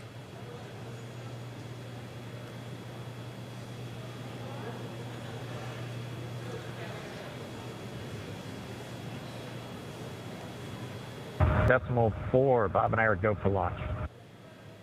Copy, go for launch, and next up will be go no GoPro at T-minus 45. Dragon copy. All right, the crew is go for launch. So we are inside of 1 hour, still waiting for the weather update. But I mean, this day is one for the history books. We're returning crewed launches to station from American rockets. It's been almost 9 long years since we retired the space shuttle program. I remember that day. I'm going to remember this day. It's been a long road to get here, countless hours by thousands of dedicated professionals from NASA and SpaceX. It's been an exciting week, but this last final hour is just so exciting right now. Today's mission will be Crew Dragon's second test flight and its first test with humans on board. Countdown so far. Weather, we're still waiting for that update, so it's still a watch item, but the crew is go for launch, so at T-minus 45 minutes, hopefully we'll get an update on that weather. We've had a really clean countdown far. It started with suit up just over 3 hours ago. The SpaceX team helping Bob and Doug put on their suits, conducting initial checkouts, including an initial pressure and leak check before they got to the actual walkout. And all of that done in that operations and checkout facility. The crew walkout was where Bob and Doug gave their final goodbyes. They gathered outside the operations and checkout building before they began that roughly 20-minute ride to pad 39A. Really touching moment, saying goodbye to their family, both their wives and sons right in front of them. A very touching moment. It's incredible to be able to watch these moments.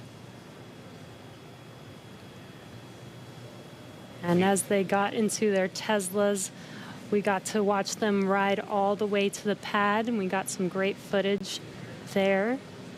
And as you can see on your screen, this is some playback from earlier of them getting into those Teslas, about to make that drive to the pad.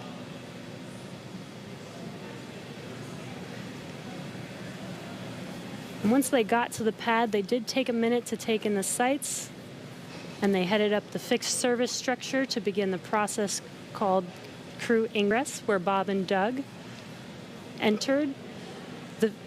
And there you can see on your screen as they're coming through the crew access arm, entering the white room right before they are able to ingress into the vehicle there.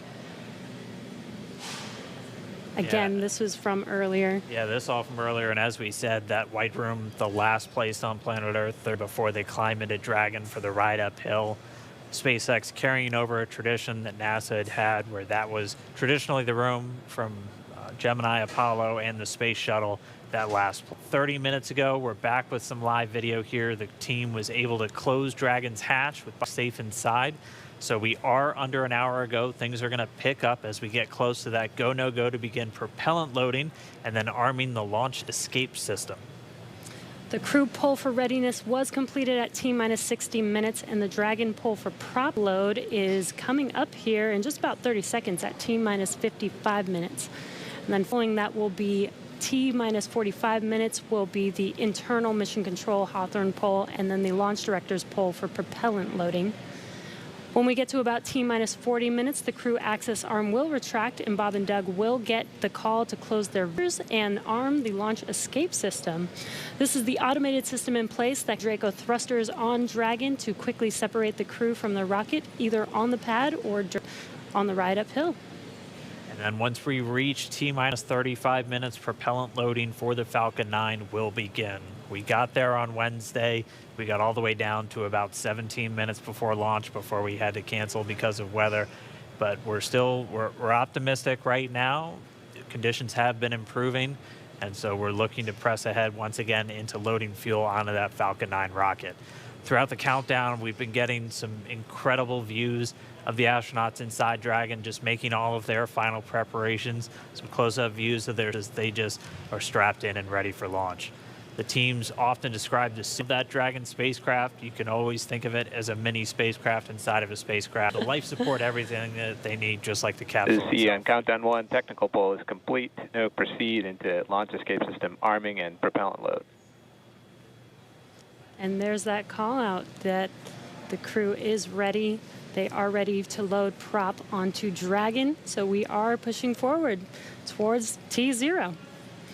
Great. They are also engineered to connect directly into Dragon seats to provide communications, cooling, and the ability to pressurize if necessary.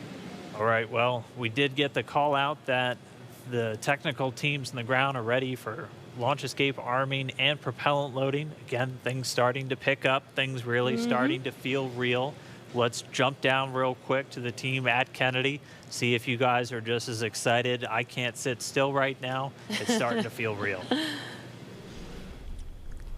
Yeah, it's hard to sit still in here, right, Leland?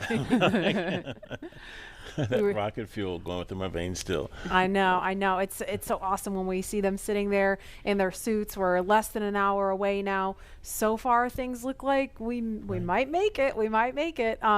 So I want to ask you what it was like the first time you put on a spacesuit. We're going to space. Oh, that was February of 2008. We were in the pumpkin suits on, a little bit different than the SpaceX fly SpaceX suits, but it was kind of surreal, you know. And to think that all of these, it took 10 years of training to fly in space. It took me 10 years. When I got in the Corps in 1998 to flying in February of 2008, so it was a long road to get there, but it was so worth it and so sweet. And you know, learning how to use the green apple, the connections for oxygen, for cooling, much different than these suits that we have here with SpaceX. And so it's a lot more complicated to go through that whole series of things that you have to do to make sure you're safe in the suit. But we're ready, and they look so cool and calm and collected in their suit. They're focusing and getting ready to fly in space. And there's so much excitement around the center. I know, Leland, you've been getting some messages. You got another message from another astronaut. Yeah, Sunny Williams. Okay, so Sunny, she's kind of the best. She's awesome. Commercial crew also. She was one of the original 4 who trained with Bob and Doug from the beginning of the commercial crew program. And she's one of my classmates. Look at her there. What is she wearing? She is. Hey, the Sunny. Meatball. I forgive you, Sunny. No, she had the worm one on Wednesday, so she wore the meatball today. So, but now she can wear the worm ball. I guess. Yes. The worm ball. Yeah, she can mix it up. But yeah, Sunny's awesome. She's training to fly on the Boeing Starliner in the not too distant future. So really glad she's watching and showing some love. So thanks a lot, Sunny, for sending that note. And again, we're looking at a live view of the Crew Dragon on top 9 rocket. You can see the crew access arm to the right of your screen. That's the hallway that Bob and Doug walked down to get into the white room, which was the lap before they climbed inside Dragon. And again, the wider shot there of Launch Complex 39A, where we are inside of an hour from liftoff, and I think we're just a couple minutes away from the here before they start propellant load. Again, a 2-stage rocket there. And gosh, you guys, the weather looks not that bad. I mean, obviously that is not an official forecast, but it doesn't look quite as bad as it did Wednesday. We've got a little bit better odds. So there's the countdown clock. We're to helium.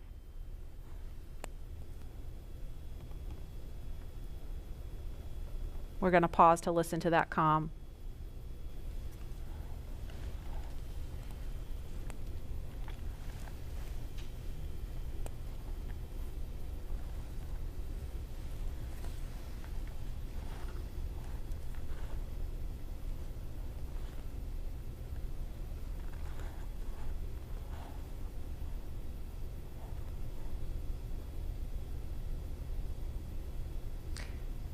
If you're just joining us, we're less than 50 minutes from the scheduled liftoff of the Falcon 9 rocket carrying Crew Dragon.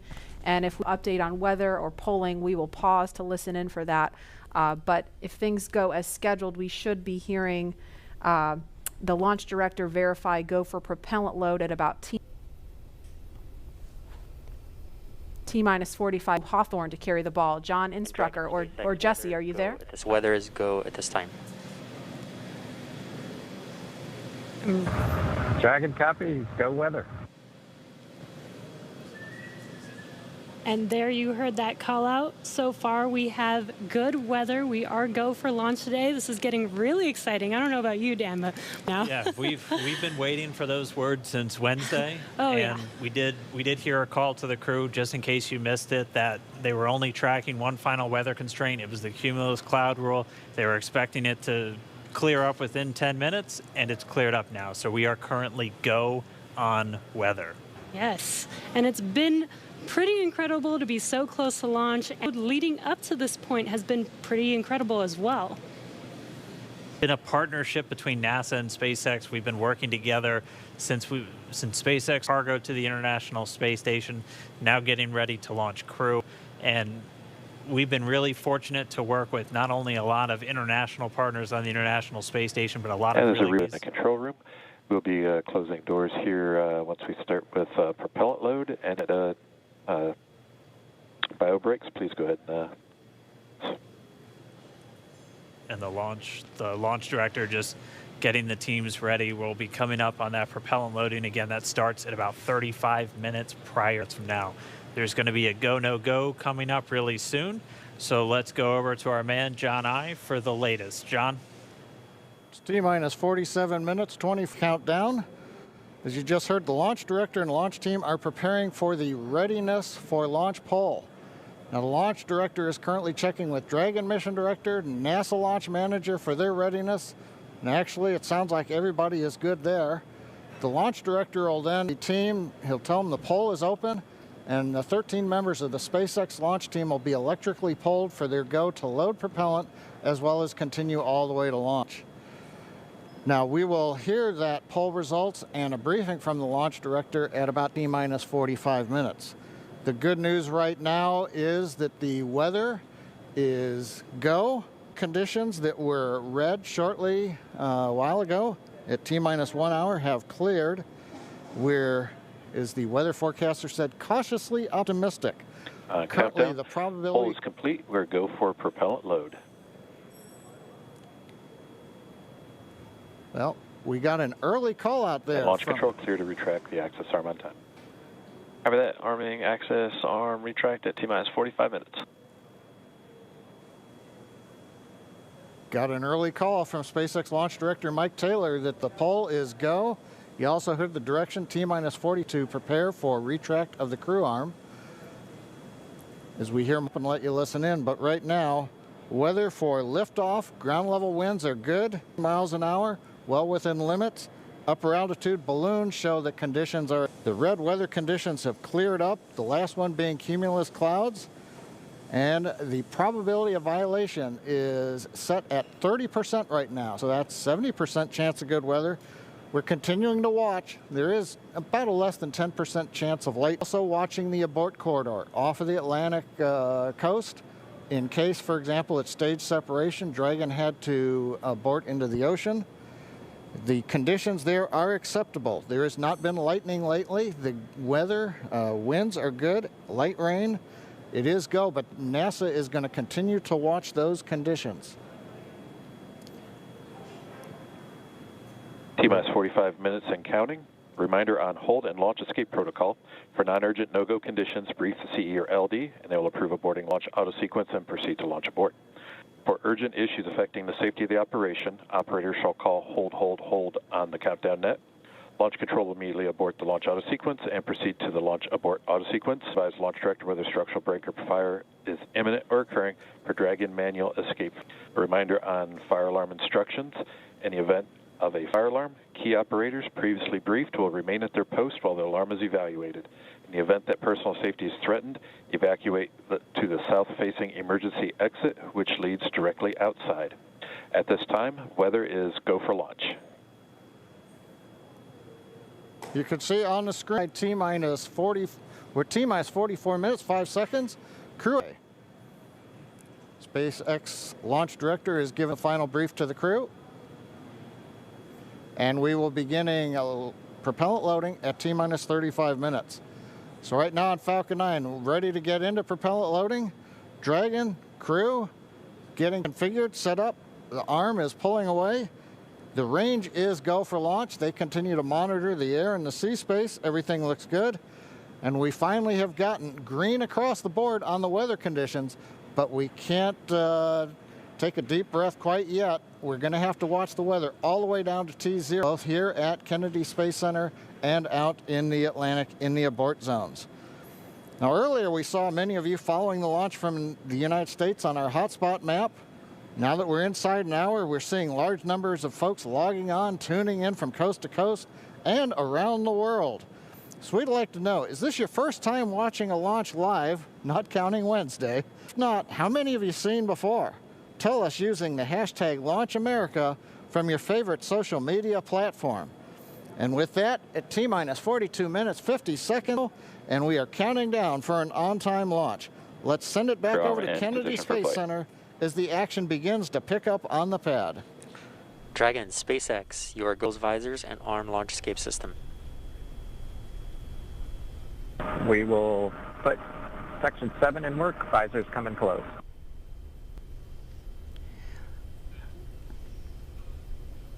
All right, the countdown clock is continuing to tick. My heart is continuing to beat 5 million beats a second, and we are so close. SpaceX Dragon in 7.2. Visors are closed. We're arming launch escape system. Copy. And as you just heard, the crew is arming the launch escape system. That is one of the absolute last big milestones prior to liftoff, other than nominal Falcon operation.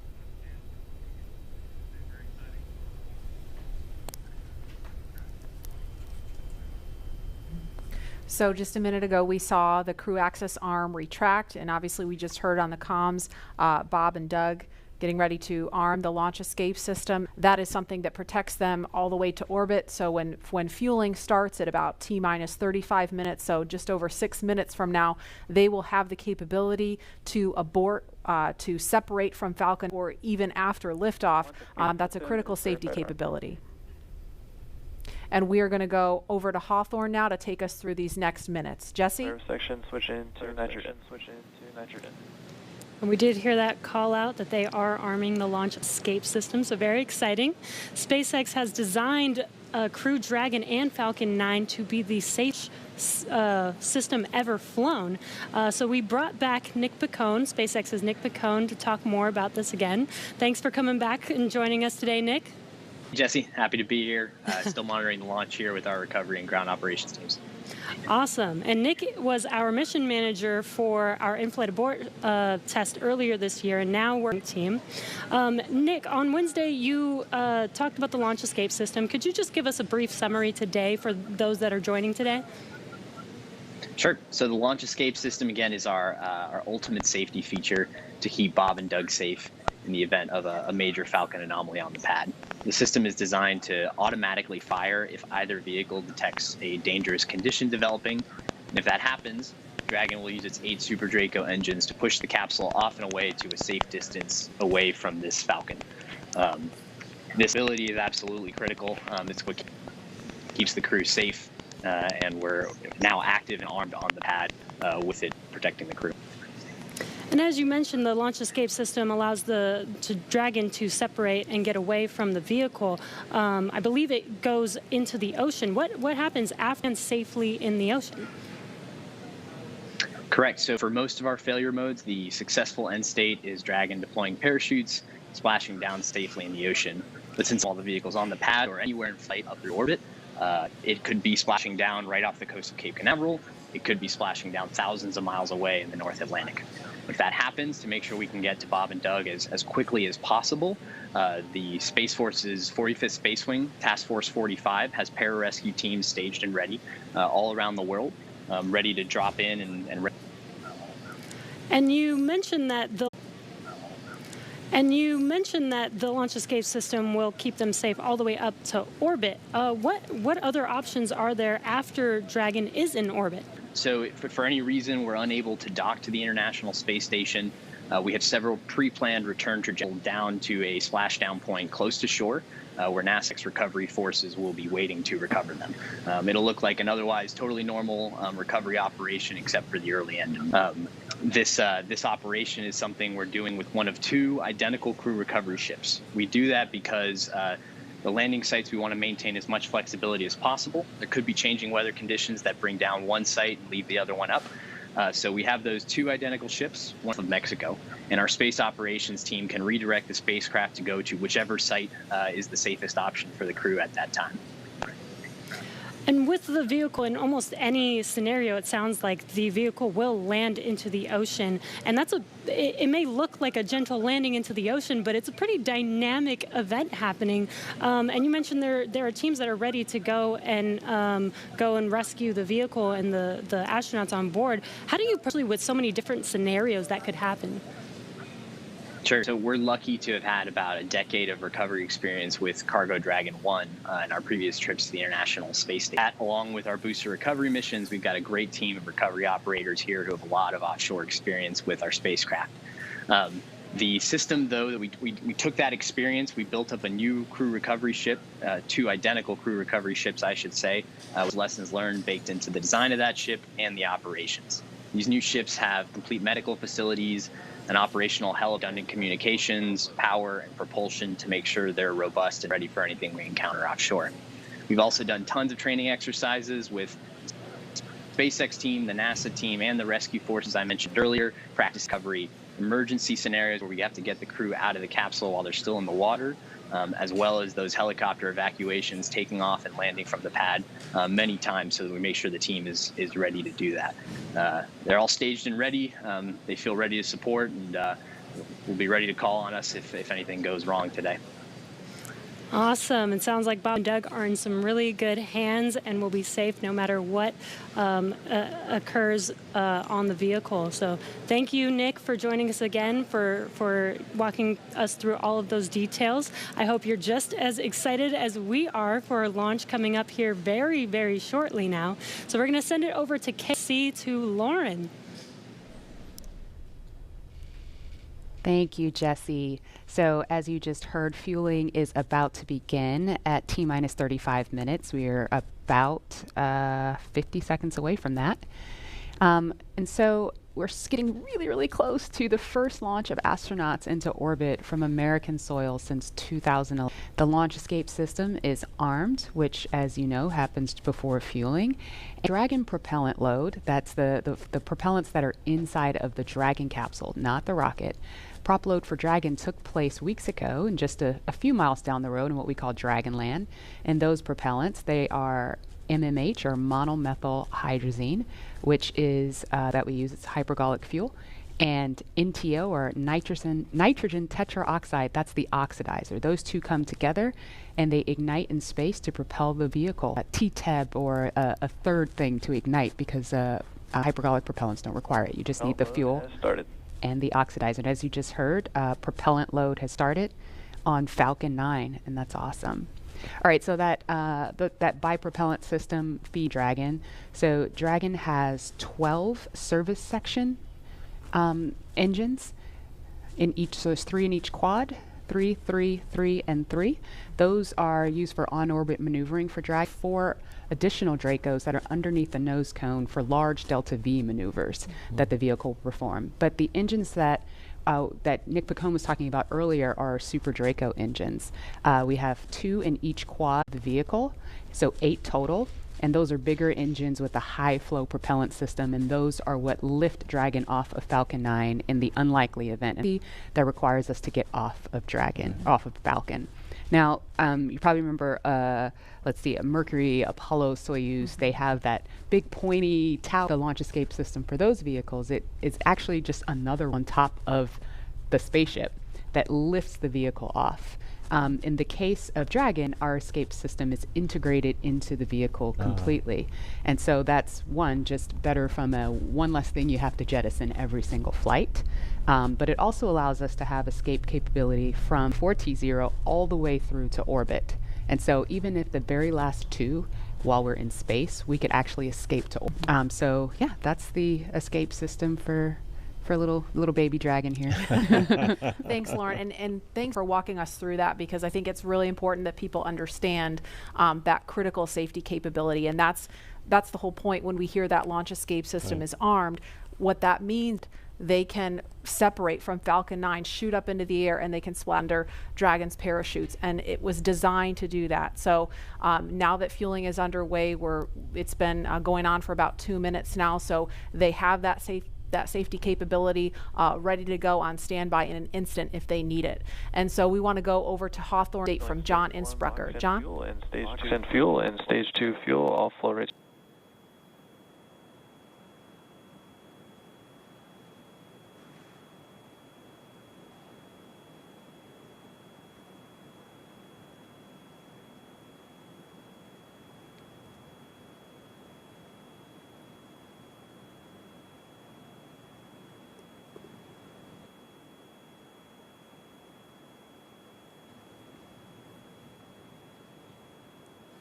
We're at T-minus 32 minutes, counting down these final minutes. Everything's still looking good for Falcon 9 and Dragon for an on-time launch.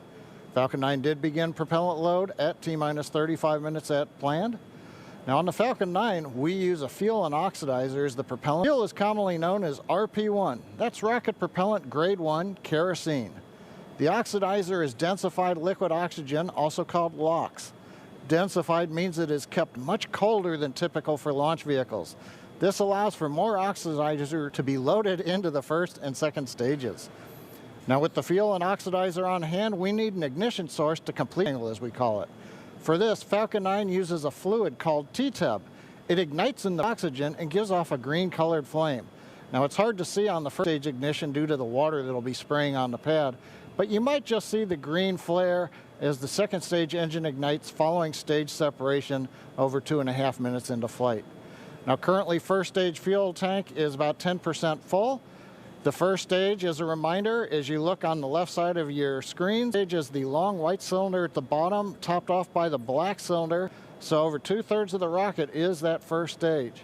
So the fuel tank is getting loaded. We're also loading the liquid oxygen into the first stage also.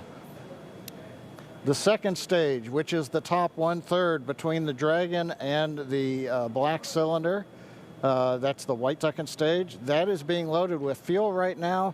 That's about 8% loaded at this moment. Liquid oxygen loading is going to begin on second stage at T-minus 16 minutes 30 seconds. Loading will continue on both stages all the way down to the last few minutes of the count. We're also loading helium into pressure vessels on the stages. That's used to pressurize tanks in flight as the propellant is pulled out by the strong Merlin turbopumps.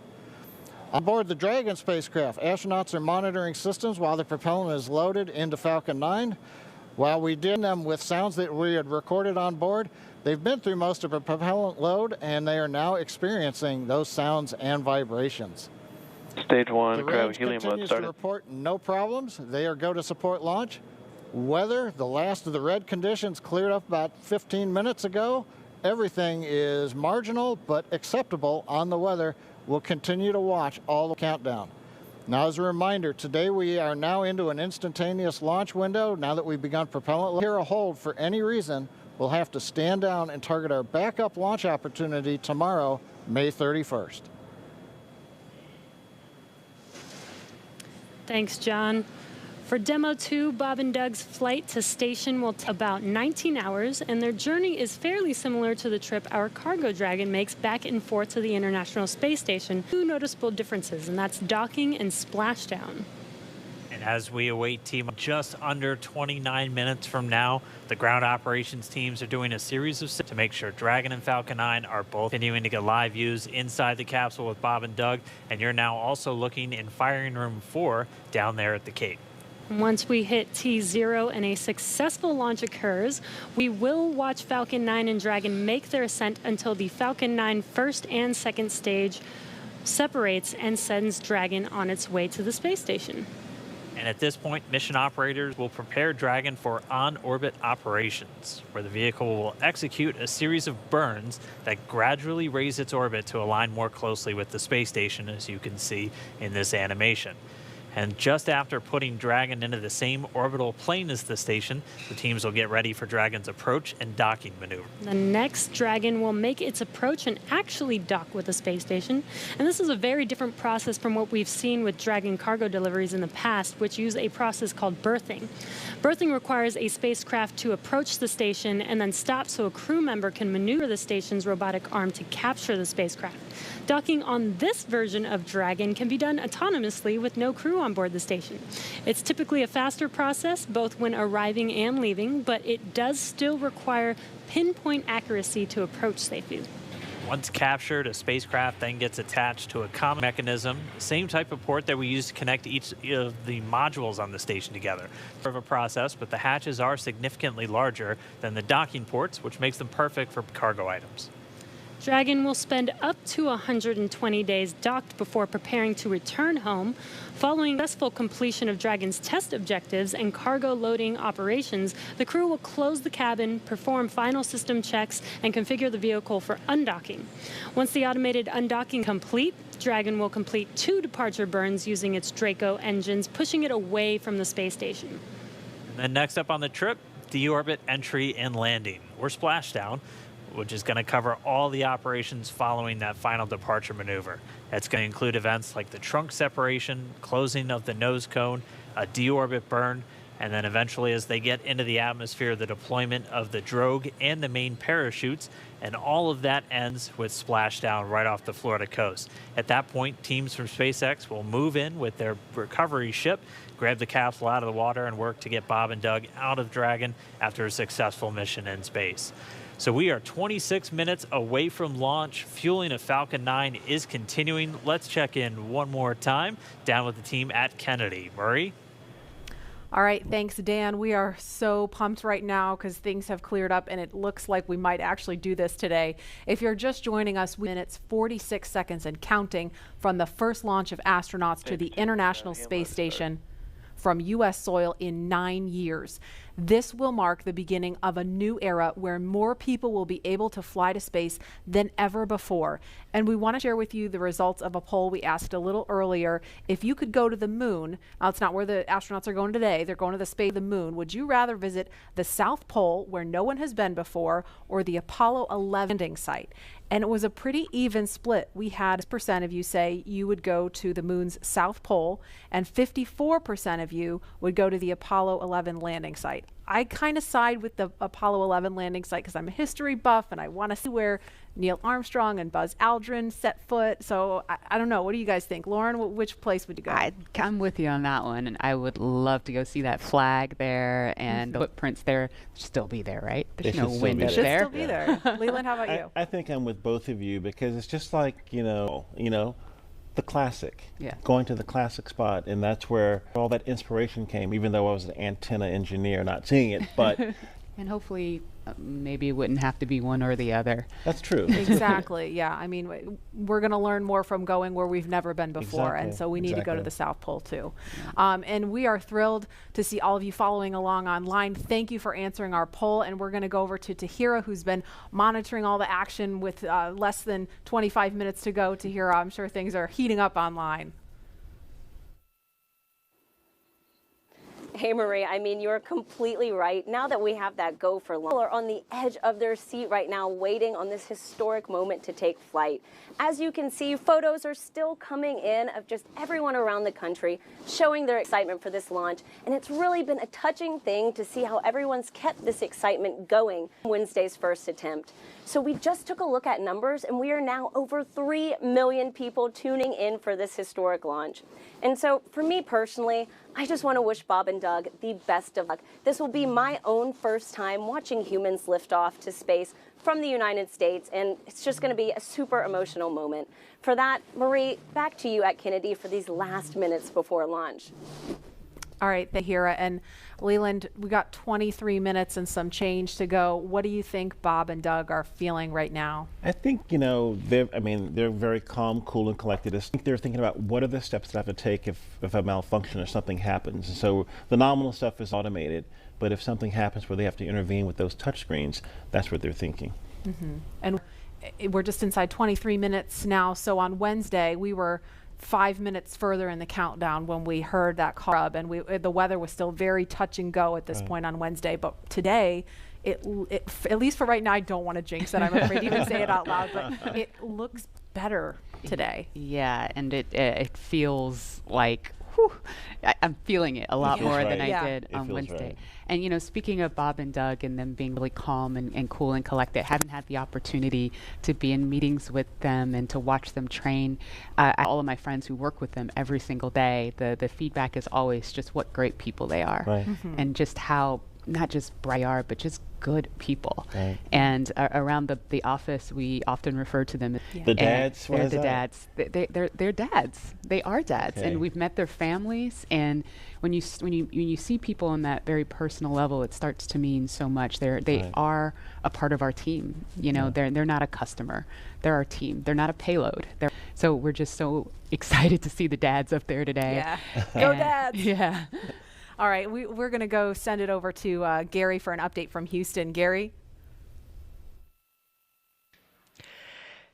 Hey, Marie, the focused. All eyes are on the system checks that are happening across the board, and we're listening in as we close in on launch, and I can tell you that things are looking very good.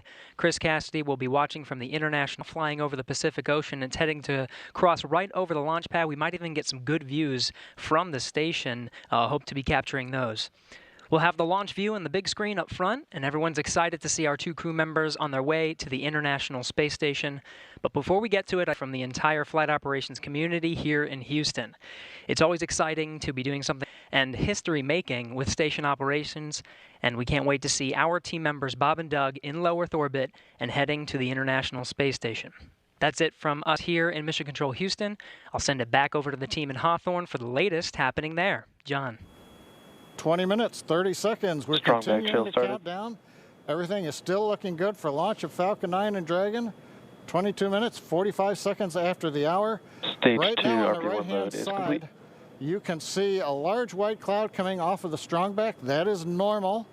Is to load the second stage with liquid oxygen, we have to chill in the plumbing lines going up that strongback.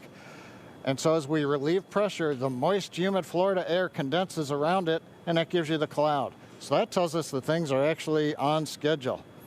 We did begin propellant load at T-minus 35 minutes. Fuel loading, the second stage, I believe we just heard the call out that it is complete. First stage fuel load is continuing, and right now that's a little more than full. So things are looking good. Second stage is getting ready to begin the liquid oxygen loading. After they finish chilling in the lines that you see on the monitor, they'll begin the load at T-minus 16 minutes and 30 seconds. The range right now is go. Weather continues to be go. As we inch our way closer, we're keeping our fingers crossed. We're waiting to hear if anybody calls out an issue, but for the moment, see on the screen, it looks good. Now on the Dragon side, the Dragon mission director and the team there are reporting no issues. They've done their communications checkouts. The crew access arm, as you can see, is retracted away from the spacecraft. The crew is strapped in and they are ready to go. Now, final instructions will be going to the crew at T-minus 10 minutes. Will be configured for launch, and that setup will give astronauts Bob insight into how the launch is proceeding and provides constant updates on vehicle health. We've already heard the crew give their go, close their visors, and get ready for launch.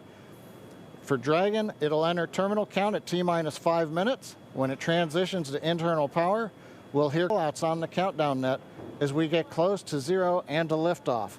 But right now, at T-minus 18 minutes, 15 seconds, everything can launch. So Dan, Jesse, things are looking pretty good. How are they doing over at your side?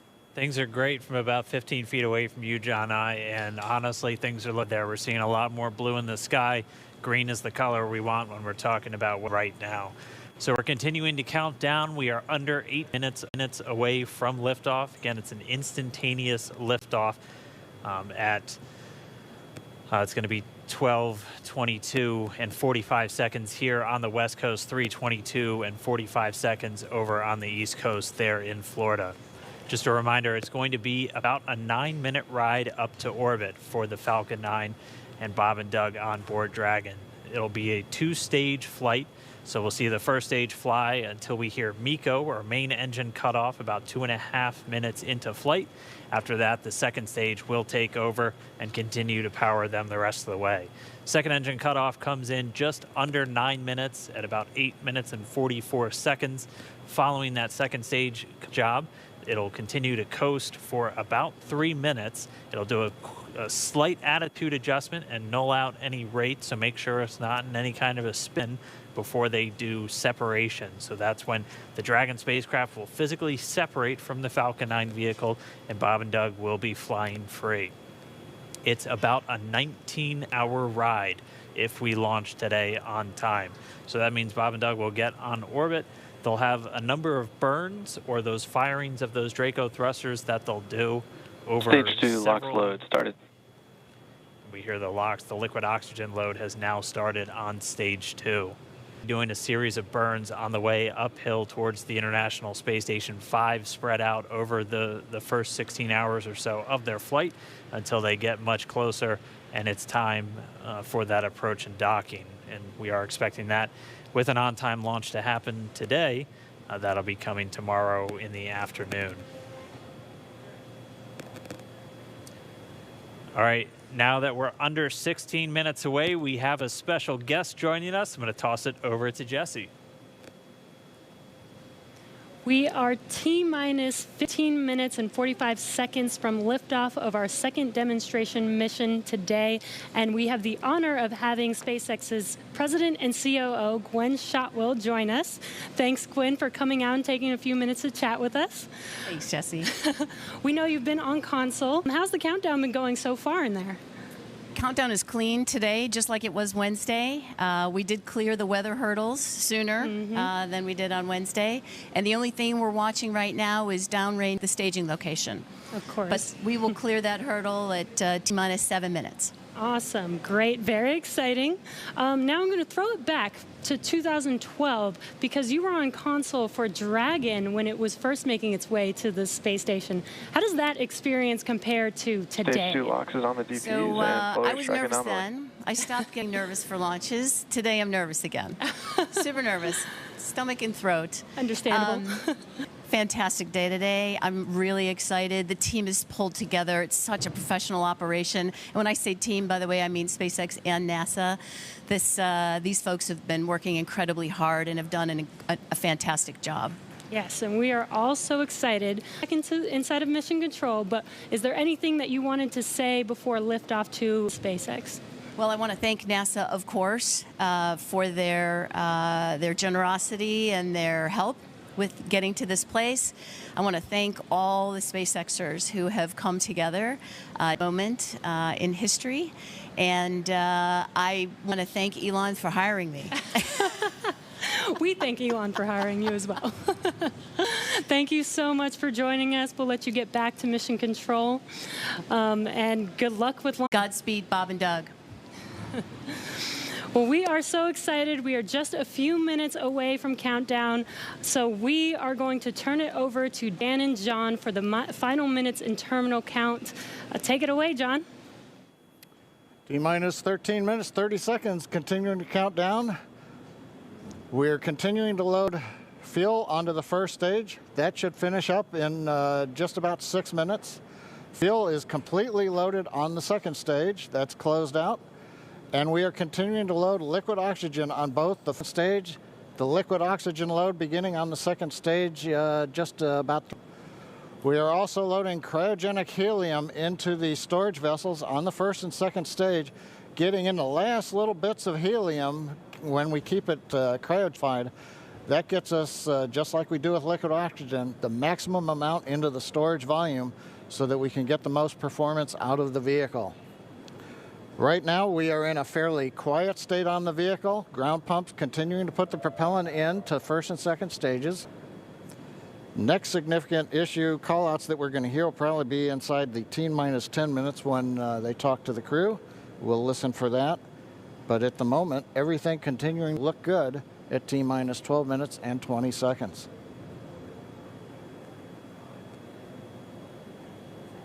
We're getting real close now, John. It's only a little over 12 minutes away. Just a reminder for everybody, it's about a 9-minute stage is going to be coming home while the second stage is carrying Bob and Doug into orbit.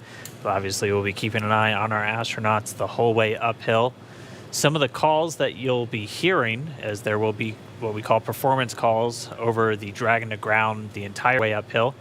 And you'll just hear some of the SpaceX engineers calling out trajectories and booster performance. So we're always looking for that word nominal. I know that's one of John's favorite words. That's one of mine too. We want to hear nominal as much as possible up on the way uphill. You might also number and letter combinations, and those correspond to the different abort zones that Bob and Doug are in during their flight uphill. There's 1A and 1B, which signify that they're on the first stage. Those carry them. Acting ICE Director Matt Albence, United States Secret Service Director Murray, FPS Director Patterson, and thank you all for being here. The Department of Homeland Security's highest priority is to ensure the safety of the American people and the department's workforce. As of late, we have witnessed an outright assault on our law enforcement community. Last night in Oakland, California, an assassin cowardly shot 2 Federal Protective Service contractors as they stood watch over a protest. One officer was, and the other is in critical condition. The FBI, the Oakland Police, supported by the Department of Homeland Security, are investigating that attack. Let me express to family members. Just to confirm that their displays are in order, the crew is already strapped in and reported that they are go for launch, and we'll continue to watch the fuel gauges tick up on until fueling cuts off at just about 2 minutes prior to launch. Dragon and SpaceX confirmed displays are configured for launch. SpaceX Dragon displays are configured for launch. Copy. Bob, Doug, half of the entire SpaceX team, it's been a huge honor to help you get ready for today's historic mission. Know that we're with you, have an amazing flight, and enjoy those views of our beautiful planet.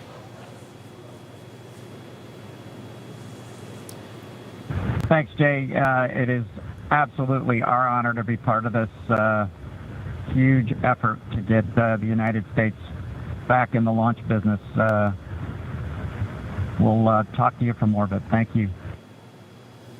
Copy all. Thanks for those words.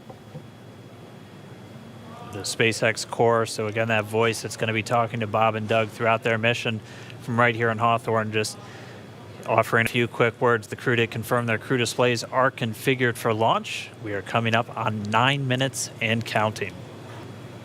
We've gotten through T-minus 10 minute with the crew discussions. Activity is now going to switch over to Falcon 9. Our next major event comes at T-minus 7 minutes. We begin what we call chill.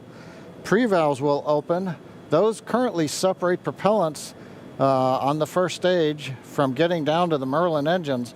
We'll open the pre-valves. That allowed fuel liquid oxygen to flow to the top of the pumps. And more importantly, open the valves that allow us to begin chilling the 9 Merlin 1D turbopumps on the first stage engine. Few minutes to get them cold enough to where they would then be ready to pass the large amounts of liquid oxygen through the pumps and into the main thrust chambers when we get to engine ignition at T-minus 2 seconds. We don't want to try to run highly chilled liquid oxygen through you would flash that into gas, and running gas through a high-speed pump is not a good thing. So right now we are waiting for T-minus 7 minutes. That'll start the engine chill. Shortly after that, we will also get the fuel shutdown.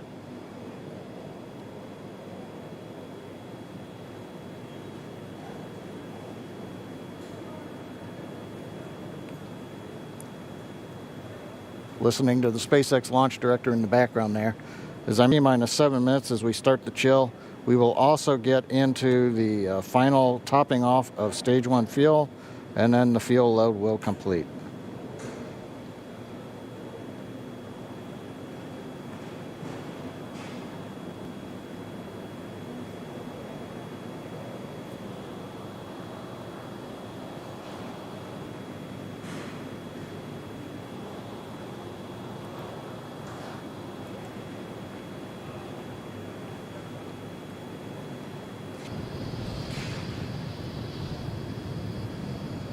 1 and stage 2 engine chill has started.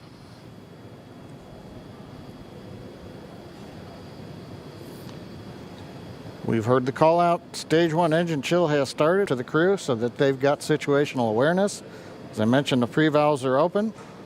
And now we are topping off first stage fuel, getting ready to finish the fuel load. First and second Engine stage hydraulics at pressure. will continue until the last 3 to 2 minutes of the countdown. We should hear that call out RP1 load complete. Coming up, RP1 is just that densified kerosene or that rocket fuel that Falcon 9 is going to be used to power Bob and Doug to orbit today.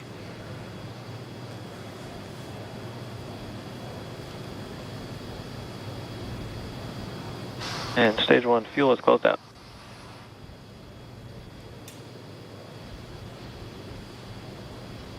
Right on time. It's that the fuel loading on the first stage is complete. First stage and second stage fuel are complete. Liquid oxygen loading is continuing on both stages. You can see on the view on the left side of the monitor the condensation, the cold gas wrapped around the stages as the tank skins are chilled by oxygen, picking up the humidity Falcon from 9 the Florida is in top air. line.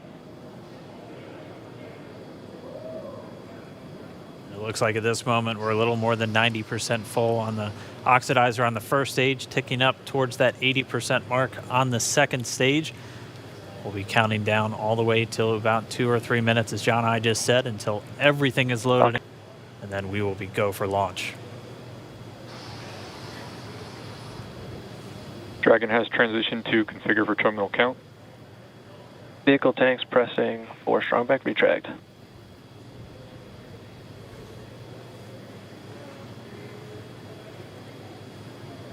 We're pressurizing the Falcon 9 tanks. We're going to open the clamp arm around the second stage and begin to retract the strongback. We'll move back about 2 degrees. That'll get us to the liftoff position. At liftoff, the strongback will then recline about 45 degrees away. Started. Stage 2 RP1 bleed. Launch director called out the strongback retract has started. On the left, you'll see it go back just a couple of degrees. Stage 1 RP1 bleed.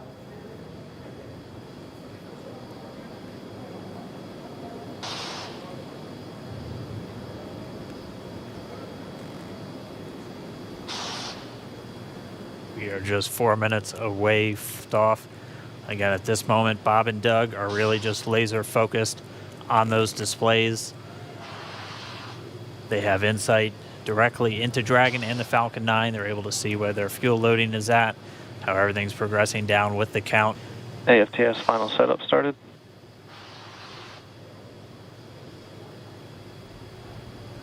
Three and a half minutes from launch. And the strongback is now Falcon 9.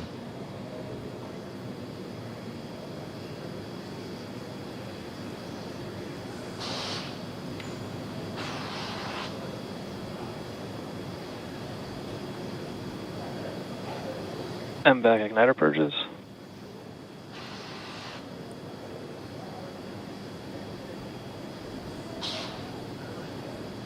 Pogo bleed. Dragon has transitioned to terminal count and is on internal power. Stage 1 LOX load closed out. Okay, we're at T-minus 2 minutes, 42 seconds. Load is closed out. Stage 2 will continue to load for about another half a minute or so.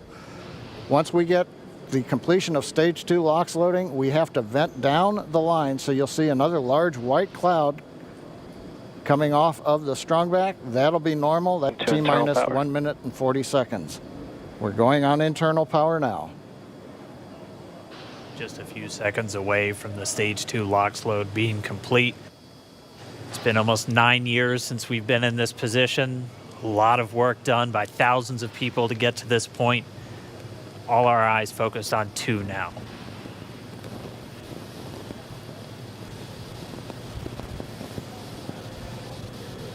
Stage downfills are complete. Dragon is in auto idle. Stage 2. All fuel, all oxidizer on Falcon 9. 1 minute 34 second launch. Ground gas closeouts is starting.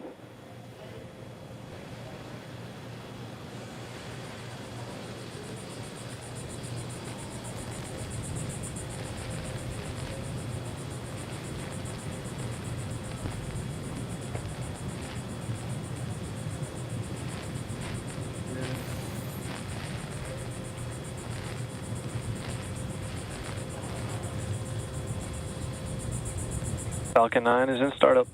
Dragon is in countdown. FTS is armed for launch. Under a minute now, the FTS, the flight termination system, has armed. Dragon, SpaceX, go for launch. SpaceX Dragon, we're go for launch. Let's light this candle.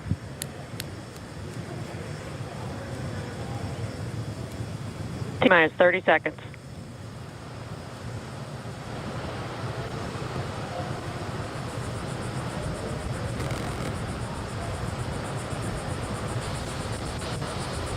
Stage 1 tanking for flight.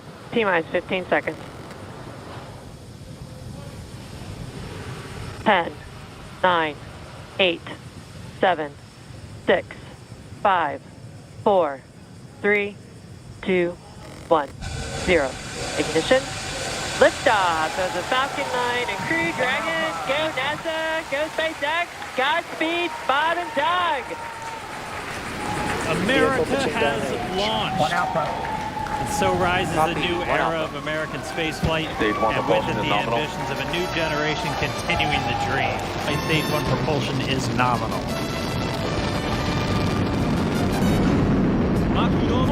T plus 30 seconds into this historic mission. Flying crew on board Dragon and Falcon 9, and look at them go. Falcon power country nominal. M1D throttle down. We're throttling down to get ready for the period of your... We're in the throttle button. Reports say all systems are go. Vehicle is supersonic. We've exceeded Mach 1 on the Falcon 9. M1D throttle up. We're throttling back up to full power as we're through max Q. Copy, 1 Bravo. We heard that 1 Bravo call out. That's just the second abort zone that they're in. They'll continue to be on this until the first stage has done its job and they switch over again. At this point, Bob and Doug pulling about 2.3 Gs, 2.3 times the Earth's gravity, already moving at over 1,500 miles per hour. We've heard the call out for MVAC engine chill. That's getting the MVAC engine ready to light. That'll come at about 2:44 into flight. Right now, everything continuing to look good. Next major event coming up is going to be the triple. We'll have main engine cutoff of the 9 first stage engines, stage separation, and then ignition of the second stage engine to continue to carry knots into orbit. 20 seconds. M1D throttle down.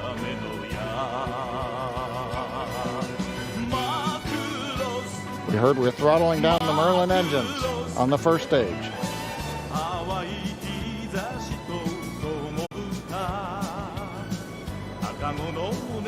And we have Miko. Miko. 2 Alpha. Falcon stage separation confirmed. Copy, 2 Alpha. MVAC ignition.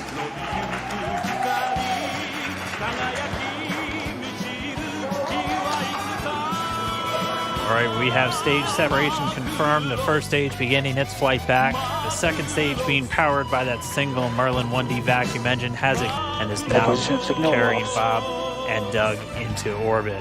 For this second Stage 2 propulsion is nominal. Cut off at SECO, or second engine cut off at about 8 minutes and 44 seconds into today's flight. So a little over 5 minutes to go still on this second stage.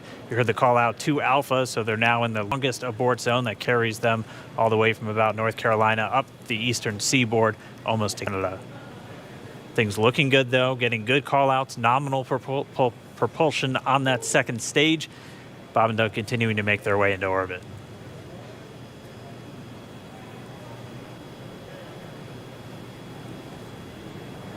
Dragon SpaceX, null trajectory. Acquisition of signal in Bermuda. SpaceX Dragon, nominal trajectory. All right, hearing nominal trajectory, so Dragon pointed in the right direction, continuing to make their flight uphill. Heard acquisition of signal Bermuda that they're using to get telemetry and data back from this spacecraft. Stage 2 propulsion is still nominal.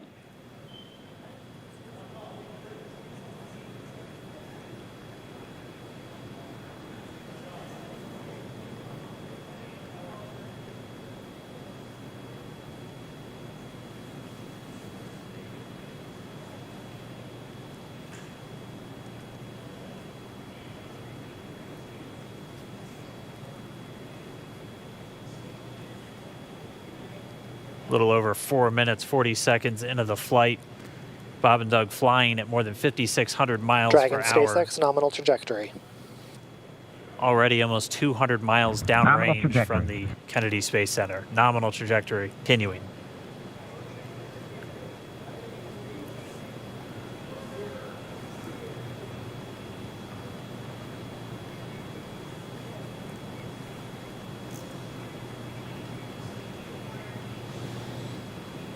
And while they could, it looks like we are getting a view of the first stage as well. Yep, on your right screen, you can see that first stage with the grid fins deployed. It's making its way back to attempt to land on our drone ship, Of Course, I Still Love You. Just about a couple minutes away from the entry burn of the 9 Merlin engines do ignite, blow the vehicle down as it re-enters back into the Earth's atmosphere. And then after the entry burn will be the landing burn, which is just a single engine Dragon burn. SpaceX, nominal trajectory. And you heard nominal starting chill for entry burn. There's that call out, nominal trajectory on Dragon. Still on second stage, and that's that MVAC engine on.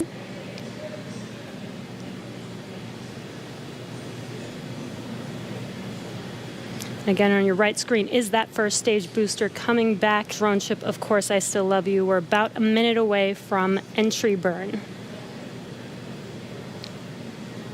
Meanwhile, that second stage continuing to power Dragon into orbit.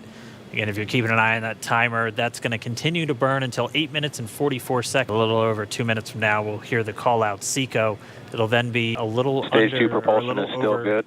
A little over 3 minutes until Dragon physically separates from the second stage of the Falcon 9 after the upper Dragon stage gets a SpaceX, chance. nominal trajectory.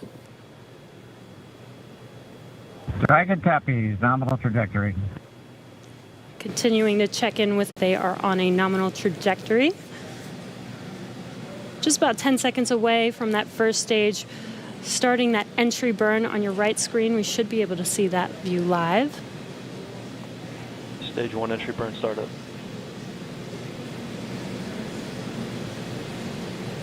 And there is that entry burn Acquisition beginning. signal, New Hampshire.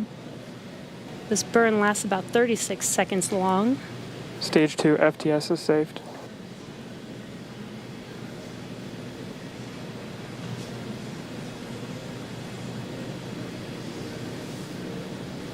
While that entry burn continues, we're just about a minute away from SECO. We'll have a number of events all happen in rapid succession. It'll be the second engine cutoff. Stage 1 we'll entry be burn looking for shutdown. that stage 1 landing burn shortly after. Yeah, actually, just within seconds of each other. It's such a cool view on your left screen, seeing Bob and Doug on Dragon. Right now, you can see the displays that they are seeing right now themselves. Terminal guidance. MVAC throttle step. We are coming up 25 seconds or so away from SECO, or second engine cutoff. This is also the point where Bob and Doug are experiencing their highest G-force. We're seeing the counter tick up to right about 1.8. Copy, Shannon. Means they're in their final abort zones. If they were to abort at this point, would either be off the coast of Ireland. Standing by for second Stage 1 landing cutoff startup. confirmation. MVAC throttle step. MVAC shutdown. Stage 1 landing layer. Confirmation of SECO's second engine cutoff. Now we are waiting stage to make its way to our drone ship. Of course, I still love you. Dragon SpaceX nominal orbital insertion. Launch escape confirmation is nominal Dragon orbital copy. insertion. Nominal orbital insertion. Deploy. And what you're seeing on your screen is a live view of our drone ship, where our first stage will be coming down. Looks like we lost that live view. Wait for confirmation of that landing shortly here. Falcon 9 first stage is successfully landed. And there you can see on your screen, Falcon 9 has landed. This is the first Falcon 9 to carry humans to orbit, so very exciting for us. And as you can see on your right screen, Bob and Doug are still to their targeted orbit. M1D to recovery 1. So exciting today. It doesn't stop. It does not stop. All right, we did hear again that call out, good orbital insertion, so that means Falcon 9 and Dragon right now exactly where they're supposed to be. M1D to FRC on recovery 1. And it's right at about 12 minutes when Dragon will... Looks like we saw a 0G indicator floating around there. I know Bob and Doug owe us a little bit about what exactly that is that they brought up with them.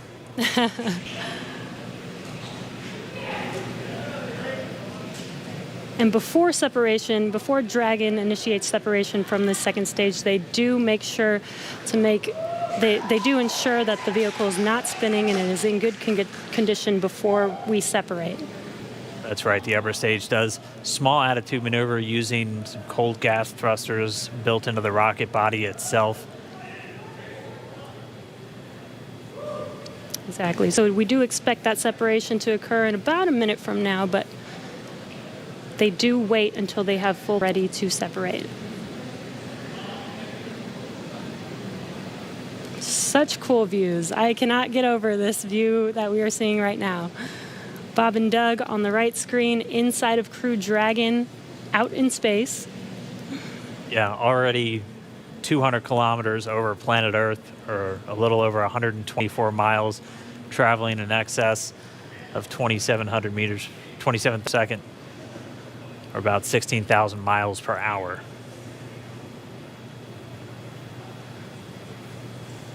So again, we're just standing by. That separation event should be coming up shortly. Then they'll begin a series of checks on the Draco thrusters that are going to be used to maneuver and Dragon on its flight to the International Space Station. Standing by for separation. Expected loss of signal. It sounds like we had an expected LOS loss of signal with one of the ground stations. Waiting for confirmation now of that. Dragon separation confirmed. Dragon separation confirmed. There is a great view right in front of you of separating. Separation confirmed. And there's that call out. Dragon is now officially making its way to the International Space Station today. Dragon SpaceX with that separation call. We have a few words for Falcon 19. Standing by. Dragon, Chief Engineer on Dragon to ground. Bob Doug, on behalf of the entire launch team, thanks for flying with Falcon 9 today. We hope you enjoyed the ride and wish you a great mission. Thanks, Bala. Congratulations to you and the F9 team for the first human ride for Falcon 9. Appreciate all the hard work, and thanks for the great ride to space. Copy all. Oh, and Mike, proud of you guys and the rest of the team. Thank you so much for what you've done for us today, putting America back into low Earth orbit from the Florida coast. Copy all. Good luck. Godspeed.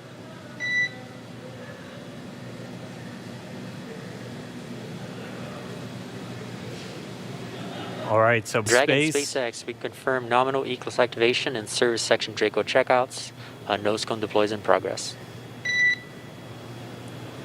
Copy all. We're monitoring. The Corps here in Hawthorne giving the crew a heads up. We have confirmation the nose cone is deploying. So again, that nose cone is going to open up a little bit more than 90 degrees, goes up to about, I think, 105 degrees. And that's going to expose in the hatch that they're going to be going through once they attach to the International Space Station, and also 4 of those Draco thrusters, we call them the forward bulkhead thrusters, that are going to be used for these major phase burns or firings of those thrusters to actually raise their orbit gradually over the coming hours. Activation of the ECLSS, that's the Environmental Control and Life Support System. That's everything controlling their atmosphere, just keeping Dragon a nice, safe, habitable environment where they're going to be living for the next hours until they arrive at the space station. Right, exactly. And Falcon 9's job may be done for today, but the mission is not over. Crew Dragon's job is not done. As you can see, Bob and Doug are still inside Crew Dragon, making their way. It will be a 19-hour trip to the International Space Station before they dock tomorrow morning. And such cool views. I love that we can get these live views here and see and watch what they're doing now that they are in orbit. Yeah, it's incredible to just be over their shoulder, to be along for the ride. And we're going to be with them, and we're going to be with all of you the entire for their journey to the space station. We're going to be covering live throughout. Bob and Doug will obviously have a sleep period where they'll get about 8 hours of sleep a little bit later today before they wake up for all of their final. One of the major things we are looking forward to in the next couple of hours is going to be their first turn at the controls. Actually going to be using those touchscreen displays to take control and manually pilot Dragon. We'll walk you through what that's going to look like, and assuming we have some good ground station coverage, we'll right inside Dragon, looking over their shoulder as they manipulate the controls at the display. But I mean, we had a smooth ride uphill, both stages of the Falcon 9 doing their job, placing Bob and Doug into orbit. I mean, this is a day, this is a historic, this is us kicking off that new era of space flight that we've all been talking about and longing for since the space shuttle program came to an end in 2011. Yes. And the weather cooperated. Yes, second time's a charm. Right. All right, so day for the history books. As you can see, we have lost some live signal there, but the mission still continues, and we're going to send it over to KSE to continue broadcasting live with you. Loss of signal in Newfoundland. Yeah, Jesse, just in awe over here. When I woke up this morning and looked at the weather forecast, I was like, man, Sunday, but we did it. The room cleared out. Everybody was outside watching, and inside the lights were shaking, the cameras were shaking. Lauren came back in with tears in her eyes. This is really amazing. I can't believe it. I saw it with my own eyes. This is, I'm a little bit speechless. Just so grateful that we got them up there, and there's a lot more to go, but I'm so happy they're safe right now. I'm just so happy. Yeah. Leland, you were about it. It's amazing what we can do when we work together. Yes, American astronauts on an American rocket from American soil, showing you what Americans can do when we come together as a team and blast Doug and Bob off to the cosmos. This is what it's all about, and their families and everyone is working together to take them up to space safely. So I don't know what to say. That rocket fuel is still in my veins, and I want to go get on the rocket. Well, it's too late now. Maybe the next one. I know. But we want OSB2. He's there with the administrator, who hopefully has more words than we do, because we're still kind of speechless. Daryl. Pretty incredible here, Marie, at the Operations Support Building, where a chorus of applause has been happening from the beginning of launch and at the various stages. Some very special guests were here to watch it. That includes President Donald Trump, Vice President Mike Pence, and NASA Administrator Jim Bridenstine, who joins me now. And you were with the President. America's back, launching human astronauts again. Tell me how you feel about that, and tell me about the President watching the launch and what happened there. So this has been a long time coming. It's been 9 years on American rockets from American soil, and now it's done. We have been way too long. I want to give a lot of credit to Charlie Bolden. He was my predecessor as the NASA Administrator. He fought hard for this program at a time when it didn't get any support in Congress. We now have an administration that is fully supportive of our space initiatives, not just on the exploration, discovery, going to the moon, onto Mars, but also from a Space Force perspective. Things are strong. And today was just just an amazing day. You know, one of the things the president did right out of the gate when he became president is he created what's called the National Space Council.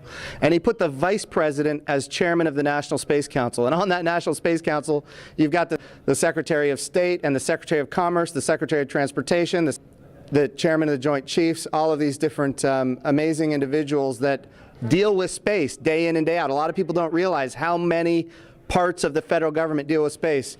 And the Vice President invited those members of the National Space Council here as well. So we just had members of Congress, bipartisan members of Congress, Republicans and Democrats, who have been involved in supporting this program, you know, for a long time now. So I'm breathing a sigh of relief. But I will also tell you, I am not going to celebrate until Bob and Doug are home safely.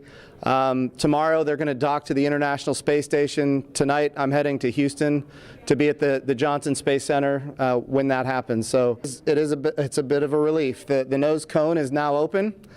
It's now deployed, which means that you know, now we're going to go into some burns. We're going to have some phasing burns. We're going to have some you know, boosting burns, and we're going to get as much as we can in alignment with the International Space Station as early as possible here. But also, I know it's hard, but you know, the big thing that we need to do now is we got to get Bob and Doug, who have now gone through this exercise twice. They need to get some rest. But I can guarantee you there will be no rest for a good amount of time while they're up there in orbit. And they are certainly on their way, and a lot of people joining us for this entire celebration and watching it. We just heard 10 million people watching live happened, and President Donald Trump becoming the third sitting president to watch a launch live from the Kennedy Space Center. The first. To be clear, I think he's the only sitting president to watch American astronauts launch on a brand new rocket that has never launched before, and that's a big risk. You know, he also said we're going to go to the moon by 2024. That means he's putting himself at risk to say, look, I'm going to be accountable, potentially, I'm going to be accountable to the initiatives that I put forward. And I think we have not had that kind of leadership for space in a very, very long time, and we're so grateful for it. What was it like watching the launch with the president? How did he react? It's obviously something that is near and dear to him. He said it a year and a half ago. He put it in the State of the Union speech. He said, we're going to launch American astronauts on American rockets from American soil. And of course, I was like, in my head, I'm thinking we better get after this. And we've worked overtime to make it happen. But we got it done, and we got it done safely. We're knocking on wood, but so far so good. It's looking good. You personally, Jim, as that lifting off and you felt that rumble? Yeah. What'd you feel? What'd you experience? Well, I was praying. I'm not going to lie to you. I was praying. I was praying for Bob and Doug. I was praying for their families. I was praying for their safe return, even though they're just going. And I'll tell you, it was, I've heard that rumble before, but it's a whole different feeling when you've got your own team on that rocket. And they are our team. They are America's team. This is Launch America. This is everything that America has to offer in its purest form. And times are tough right now. There is no doubt. We've got the coronavirus. We have other challenges as a country. But I hope this moment in time is an opportunity for everybody to reflect on humanity and what we can do when we work together, when we strive, and when we achieve. And if this can inspire a young child to become the next Elon Musk or the next Jeff Bezos or the next Benson, then that's what this is all about. Or the next Jim Bridenstine. Yeah. Well, I wouldn't put me in that category, but. Well, we appreciate your leadership for the Space Agency at this time, and congratulations on an amazing day in the launch. Thank you. It's been a great ride. All right, very good. Marie, we'll send it back to you in the studio. Doug and Bob are on course to arrive at the International Space Station tomorrow, May 31st at 10:27 a.m. Eastern Time, and will be continuous live coverage along the entire ride to the station. So though our coverage here is concluding, we will turn it over to the teams in Hawthorne and Houston to take the next phases of the Demo 2 mission, all the way through hatch opening and a welcome ceremony on the space station for Bob and Doug tomorrow. That's right, and as you follow along, we invite you to tune into a post-launch news conference. That's happening here at 6:30 this evening Eastern Time on NASA TV. We'll have NASA and SpaceX leaders here to take questions live on this unprecedented achievement in human spaceflight. And in addition to NASA TV, you can follow along always on Twitter at @NASA and nasa.gov for mission updates as it progresses. Here now are highlights from the mission so far. May 30th, 2020. Remember this day. You'll have this memory forever. The day America returned astronauts to orbit from U.S. soil.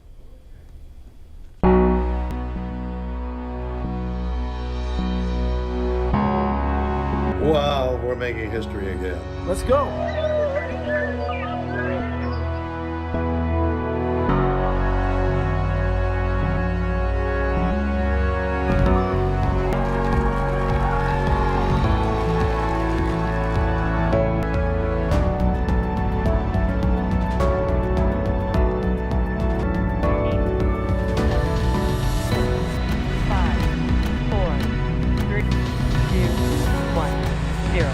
Ignition. Liftoff of the Falcon 9 and Crew Dragon. Go NASA, go SpaceX, Godspeed, Bob and Doug. America has launched. So rises a new era of American spaceflight, and with it the ambitions of a new generation continuing the dream.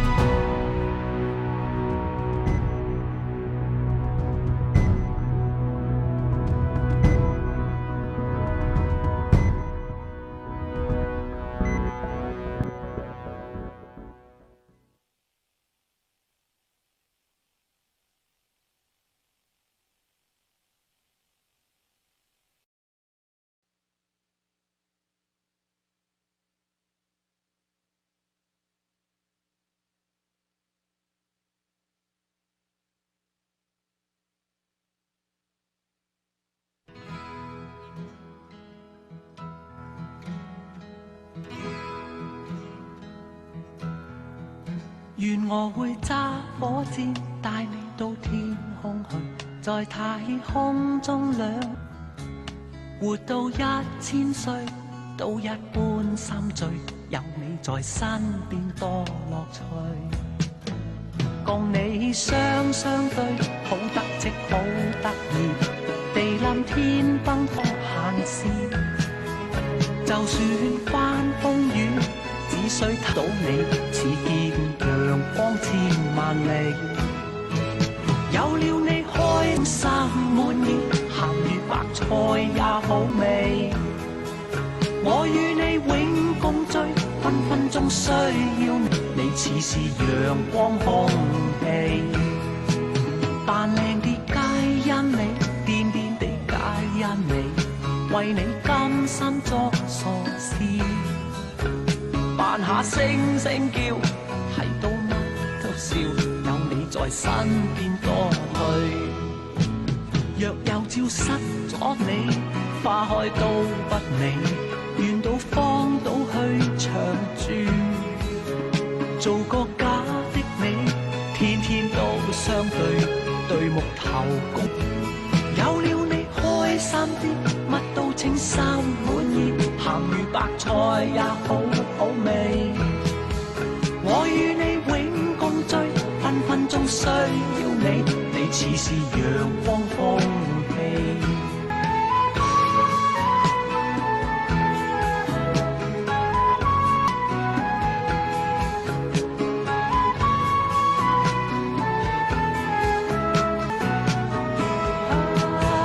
有了你開心啲，乜滿意，鹹魚白菜也好好味。我與你永共聚，分分鐘需要你，你陽光空氣。有你開心啲，乜都稱心滿意，鹹魚白菜也好好味。我與你永共聚，分分鐘需要你，你似是陽光空氣。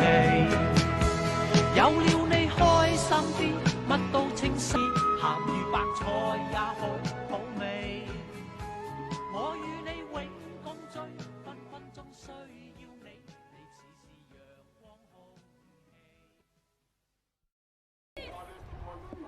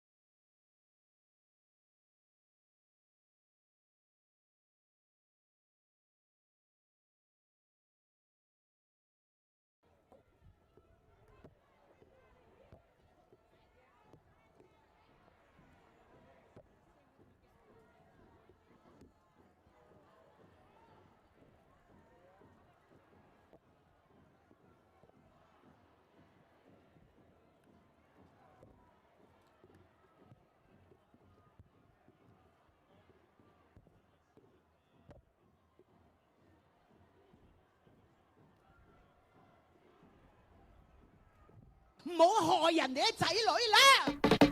好心啊，呢行徑有乜辛苦？日日打黑色衫，打黑色衫嘅後生仔。好心啊，呢行徑爭取下教，爭取下教，又破壞香港。打傳媒，打傳媒，打議員，打圈仔，打圈仔，打死黑警，打爛死黑警，又唔讀書，死黑警，點解我嘅員工開一啲睇女？我打街，黑警啊！全家仔女啦！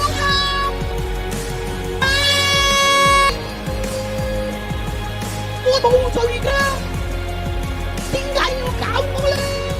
黑警就係我哋仇人，黑警日日鬧事，黑警破壞香港法例，黑警破壞香港法例，黑警就係我哋仇人。黑警日日鬧事，警破壞香港法例，黑警破壞香港法例，香港法例，香港法例。